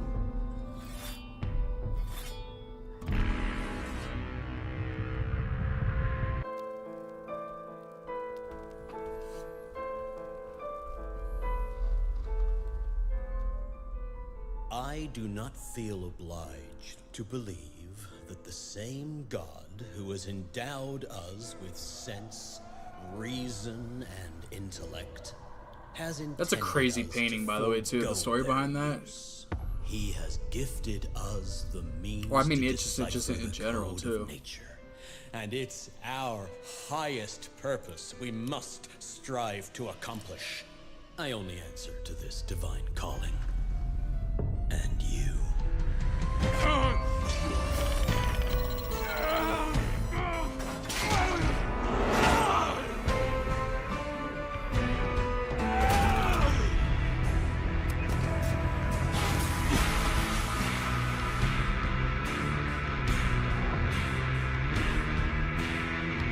Do you see who's the real beast here? God.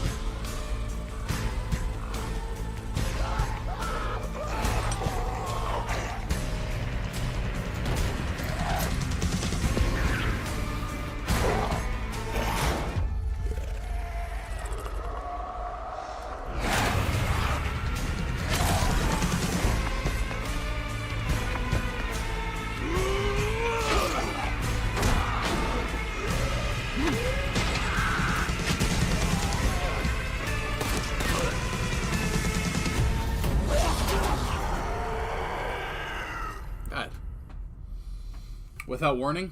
Sounds familiar.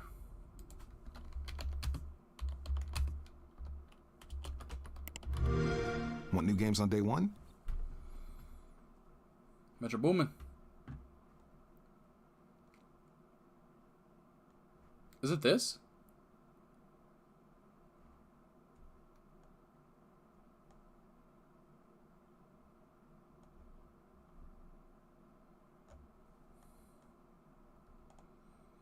The closest we'll get to Titanfall. Are you talking about this?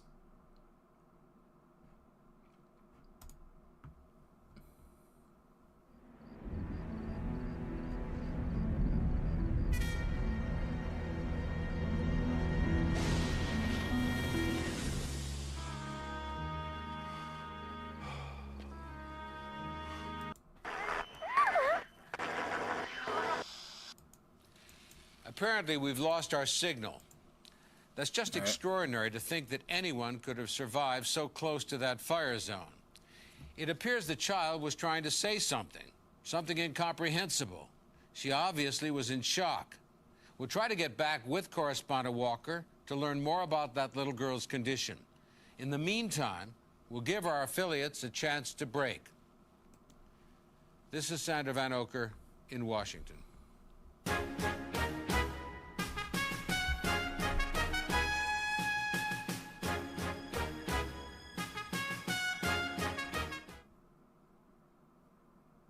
Dude, my finger is acting weird.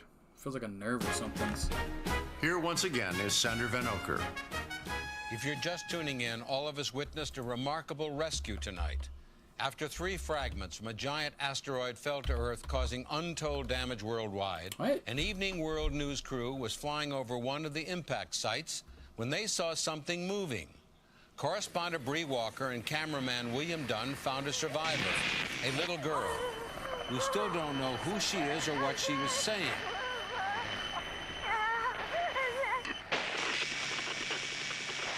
At this moment, our helicopter is flying her to Mercy Medical Center in Cat. Goosey boosey.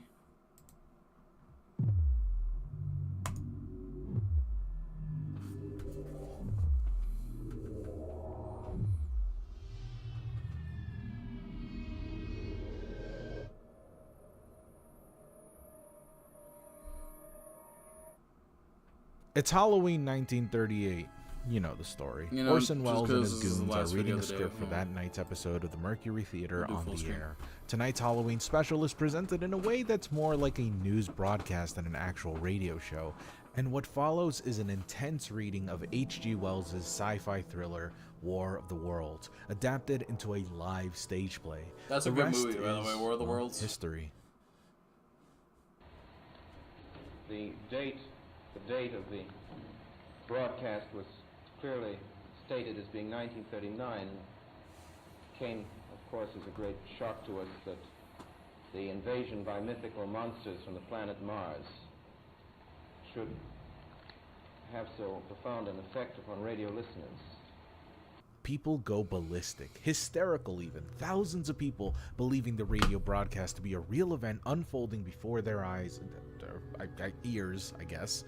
People start going crazy, robbing stores, calling the cops, getting naked, and just straight up causing a ruckus. The papers ran wild with the story. Wells even got stopped by what he described as reporters looking for blood. The radio station which he hosted the broadcast soon forced Orson Welles to apologize, which he complied. By this point, the world already knew all about this broadcast and how a bunch of stupid Americans believed it.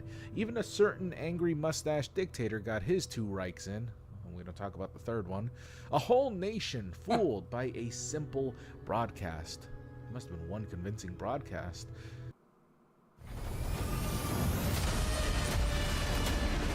Oh my god, I thought this was Titanfall. I got so hyped up for a second, man. I was like, no way. Except, nobody was really fooled, actually. The reality was that this story was greatly exaggerated. If anything, it might have been a complete lie. Even H.G. Wells, the author of War of the Worlds, was skeptical of the claims of America's hysteria over a silly radio show.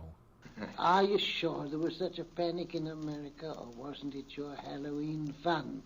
It has come to question just how widespread this panic really was, with many acknowledging that the broadcast mentioned several times that the show was just that, a show. A poll at the time even proved that many people weren't actually fooled. In reality, it's likely that the papers at the time were very threatened by radio's sudden and rapid growth. So when they broke the story that Americans were having a tizzy over this very clearly fake story that was being read to thousands of people, well, who do you figure were the first to demand more restrictions and censorship for radio? But regardless of whether or not America was scared that Martian men were after us, or if it was a greatly exaggerated tale by a jealous medium, the fact remains that this whole quote-unquote incident story is, in fact, a paradox. Now think about it.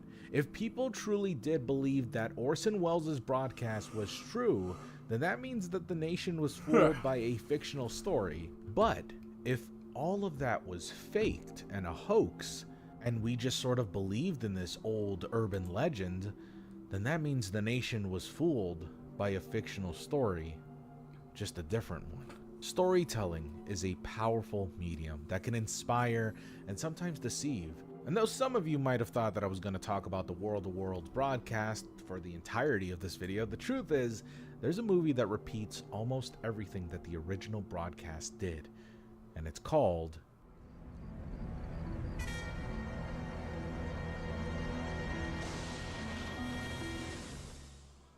Without Warning is a mockumentary film disguised as a real news broadcast of UFOs suddenly visiting Earth. It's got the makings of what could have been a retelling of Orson Welles' supposed incident, yet the movie was presented with an original story, a story that has aliens, sure, but not the same kind of aliens from said broadcast. It's a slow burn suspense film that builds itself up, going from a special news bulletin interrupting a movie called Without Warning to the possibility of an alien crash site landing on Earth, until the film gradually heads towards the inevitable point where humans have made contact with another intelligent life. Yet our response is one that could have spelled our doom. It's a remarkable, convincing film, and so much about it is done so well, from the acting to the way it was shot to hell, even the science shown. And yet this movie made sure that it would never fool anyone. Believe it or not, that was actually the intent of the filmmakers at the time, because honestly, if they really wanted to, Without Warning could have absolutely fooled the nation, had it not been for very subtly placed clues, and some not so subtle, that helped to assure the American people that it was just a movie. And yet, people were still fooled by it. Aired on the 56th anniversary of the original broadcast of War of the Worlds, Without Warning is a sci-fi mockumentary told in the perspective of a news broadcast that suddenly interrupts a film called, well, Without Warning. Now, as much as I say that this film has very subtle clues indicating that it was a work of fiction, it should also be noted that these subtleties don't suffice for the higher-ups, and that's pretty evident because the first thing you see, well, if you would have watched this live back in the 90s, is, well, this. 56 years ago tonight, America was shaken to its core by War of the Worlds, Orson Welles' classic radio broadcast about an alien invasion of Earth from Mars. Many Americans believed visitors from outer space had actually landed, and there was nationwide panic. It was the most startling radio broadcast of all time. On tonight's anniversary of War of the Worlds, CBS presents another story, perhaps as disturbing and equally alarming. What you are about to see is pure fiction. It is not actually happening. But could events depicted in this special program someday take place? Judge for yourself. That's crazy. Without Warning. Yeah, back then people were crazy, bro. I love that People were like, tagline this so stuff's much. always happening. Feel free to panic. It's kind of cool. The immersion is broken pretty much immediately with this sign, and as the broadcast goes on, the program constantly reminds you after every commercial break that the following is a work of fiction. They really didn't want a repeat of the previous War of the Worlds incident, which again is debatable if it ever happened, and what happened after this film, well, we'll talk about it. Honestly though, if I could be a bit mischievous, I kind of wish they just let loose and didn't inform the people that this was made up. I really would have loved to have seen if this was just played out straight and see if anybody would have actually been fooled. Like, how far would people really go if they believed that the aliens were actually coming to destroy us? But I don't know. That's just me. I'm kind of a sick and twisted individual who's still currently under investigation by the FBI, so I guess, you know, I'm kind of different. Anyway, so the movie starts out fine, a sort of, I guess, suspense mystery film about something that doesn't really matter, when suddenly, whoa, without warning, we're told, oh goddamn, without warning, we're told of an asteroid that crash landed on Earth. It's hit 3 different locations. Now, if it weren't obvious from not only the beginning of the film, but as well as this little graphic right here, Sander Van Oker was a news reporter and someone who had retired just 2 years prior to this movie. And that's something I really love about this film, because it would seem to me that some higher ups of this movie just were too scared of scaring people or fooling people, or let's be honest, the fear of being sued by people or lying. In fact, Wolper, the writer of this movie, even said so that was the case, stating, "In the initial stages, CBS was very supportive of us faking it as best as we could. They were completely on board. It was just as we were starting to go through the process, I think we were so successful, they were actually getting scared. They were backtracking because Rob, the director, and Peter, the producer, and everybody, the team had just done such a good job of it. So they sprinkled pretty obvious hints that this is a fake. However, the really subtle stuff, like having Sander Van Oker, a retired news reporter, reporting this news, is really cool. The film is pretty much littered with clever, subtle stuff like this. Like, there's also the inclusion of all these famous actors, such as Jane Kaczmarek, who had worked on several projects at this point. You might even know her for her later role as the mom from Malcolm in the Middle. Hey, cool. Then we have John Delancey, who is famous even at this point as his role as Q, a sort of nod that this is in fact a science fiction film. And these are just a few subtle nods at the audience, always winking at us and saying, yeah, we know it's fake. Yet it never really feels like an insult at all. It never feels like a lie or pandering. I mean, in reality, it kind of isn't a lie, because, believe it or not, some of the people that are in this film are real broadcasters, real reporters. In fact, a lot of them are. Anytime you see someone credited as themselves, it's likely that they're a real reporter who are just joining in on this fun. Now, to be honest, I don't really want to do a play-by-play of the film. Describing the events of the film would be reductive of its narrative. As of right now, there are 2 different versions of this movie that exist on YouTube. One that plays the film more straight like a movie, and one that includes the edits, the in-between messages they added during its live broadcast, and its commercials, and to really replicate this movie's vibes when it first released back in the 90s, and you can watch either version. I do highly recommend this movie either way, though, as it's very much played differently than most contemporary mockumentaries nowadays, in that not only is it just a slow build up to the end of the film, which I won't spoil just because I think it's worth finding out yourself, but it's also just a very grounded, realistic approach to this entire subject matter that it's almost eerie. And like I said, lots of this is very scientifically accurate, so much of this comes off almost too real to the point that it might be kind of boring to some. I know, it's a really weird compliment to give this film, but I don't want to play off this movie like it's a horror film with scary alien sightings, horrifying visuals, and jump scares. This is, in its very core, one of the most grounded, realistic, and believable mockumentaries I've ever seen, and I've seen a ton. Now, that's not to say that there aren't any creepy moments. Far from it. There are several moments that really make your skin crawl. Lots of elements of this film kind of hit you with a sense of existential dread and make you feel how small you really are and how our understanding of the universe is infinitely smaller than any of us could ever understand, and that alone is scary. In terms of visually, yeah, there's no real one moment that's visually scary, though they do have some really cool VHS effects. Though again, the ending might freak you out a ton. It does have something that's visually scary, though I again won't spoil it. The sound design of this movie, however, can really disturb you. Like this one little girl they find who can't talk English, and instead we gotta watch the ending scene now. He shouldn't have told me that it was visually cannot disturbing. Be deciphered for most of the movie, yet it's strange and unsettling and bizarre to hear all the same.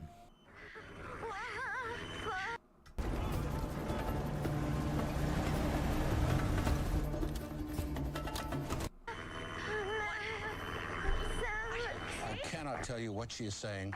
As you can see, she appears badly burned. How she survived, I will never know. These moments come out of nowhere, and combined with the realistic approach to what might happen when life outside our planet is made contact with, it ultimately creates a movie experience unlike others. The movie was so cool, and honestly, watching this live on my Twitch channel, twitch.tv/goose_boost, by the way, was a genuine treat. So now with the movie fully explained, let's take a peek at the behind the scenes stuff.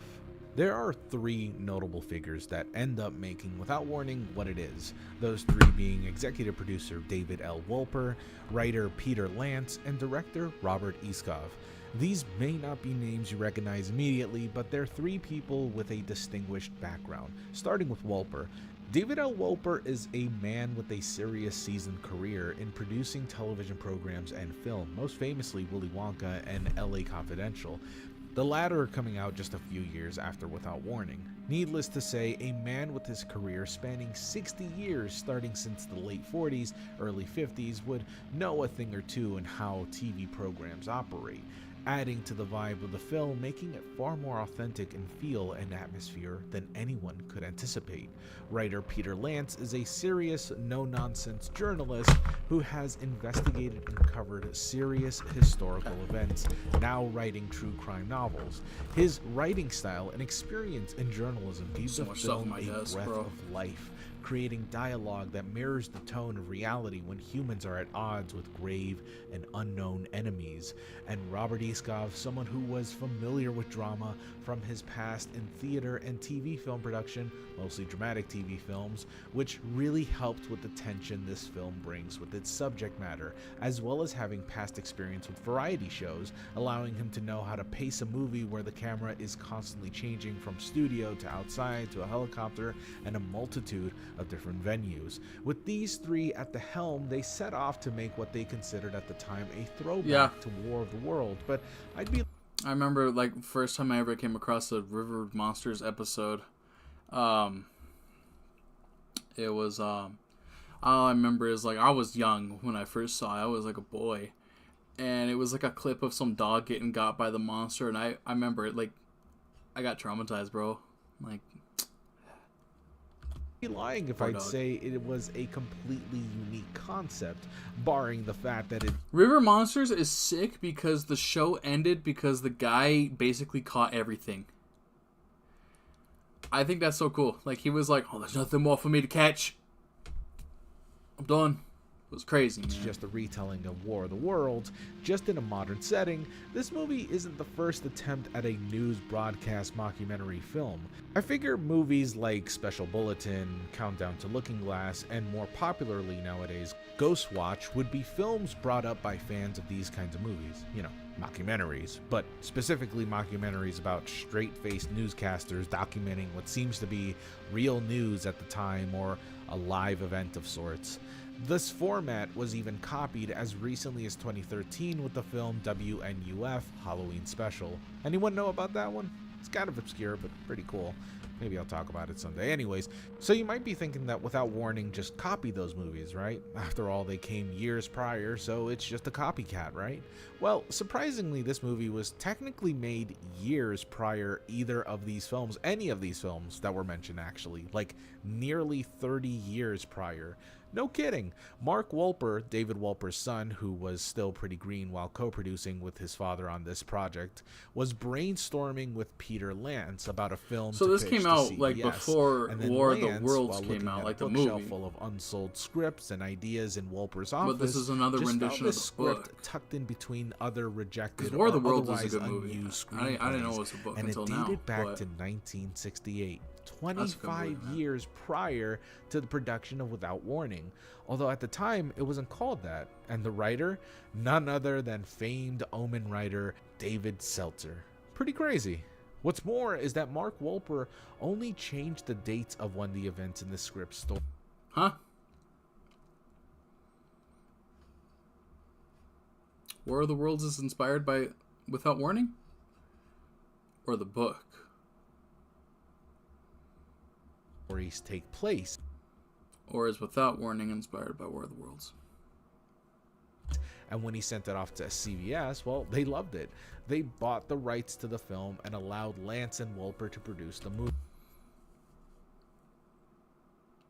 Without Warning was inspired by War of the Worlds? And boy, did they produce the movie, having one of the quickest turnarounds in film I've ever heard, starting from the 27th of August and broadcasting the film on the 30th of October that year. barely 2 months of filming, editing, and writing the entire plot.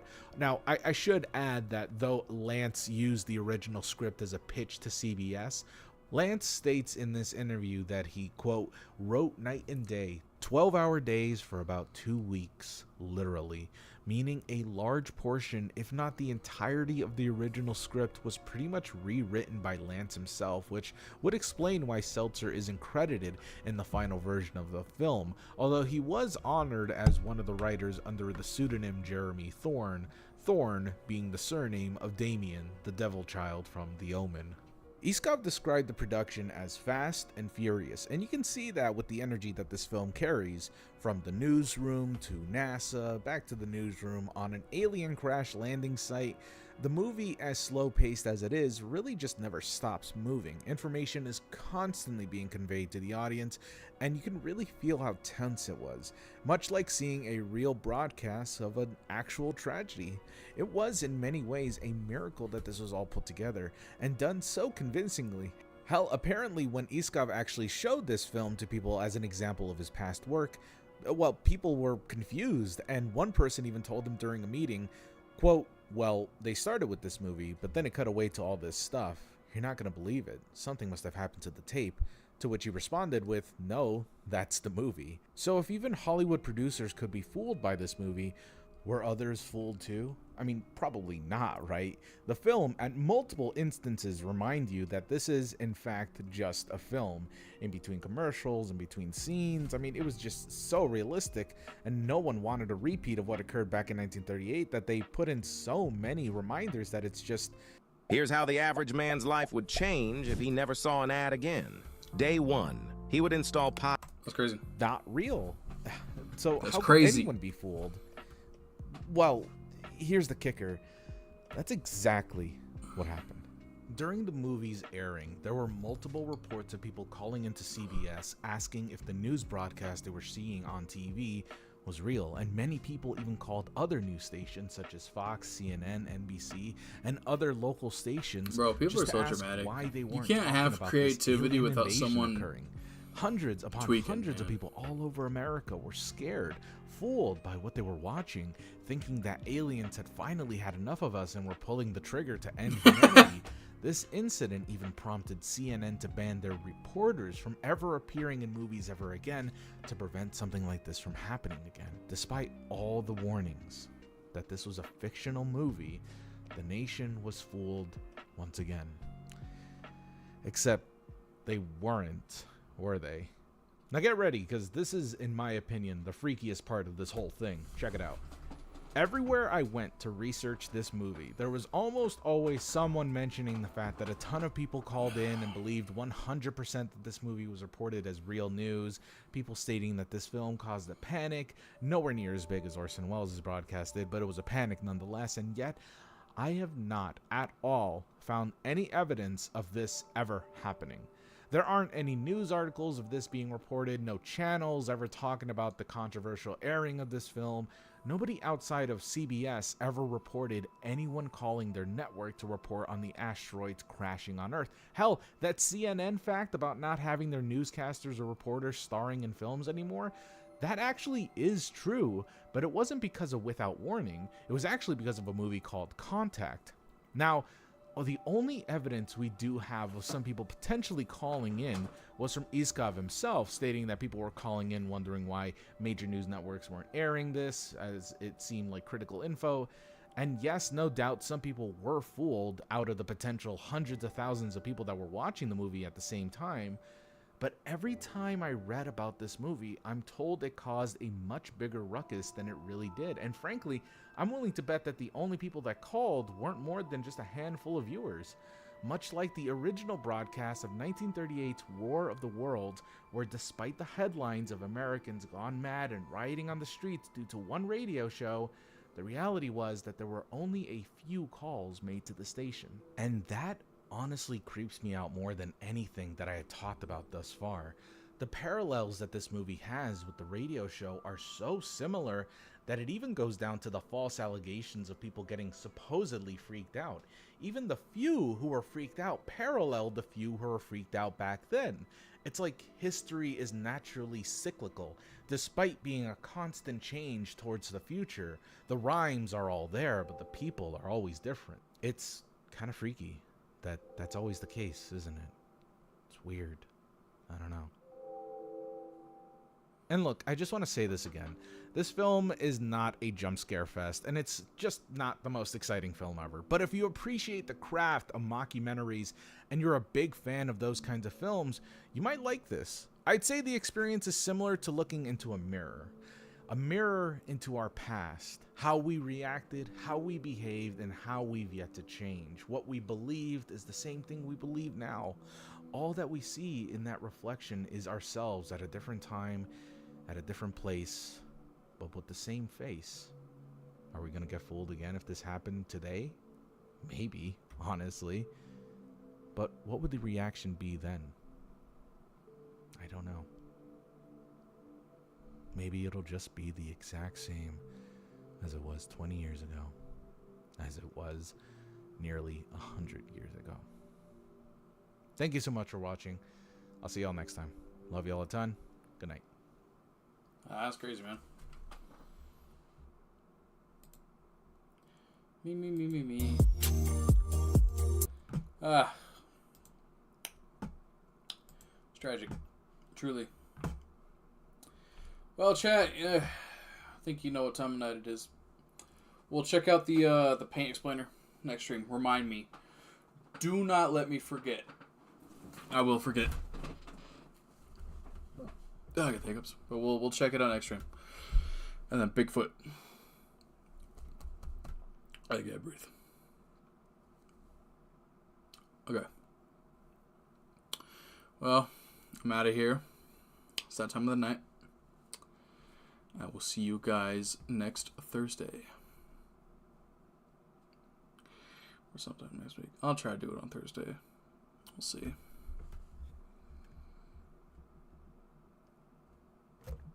Later.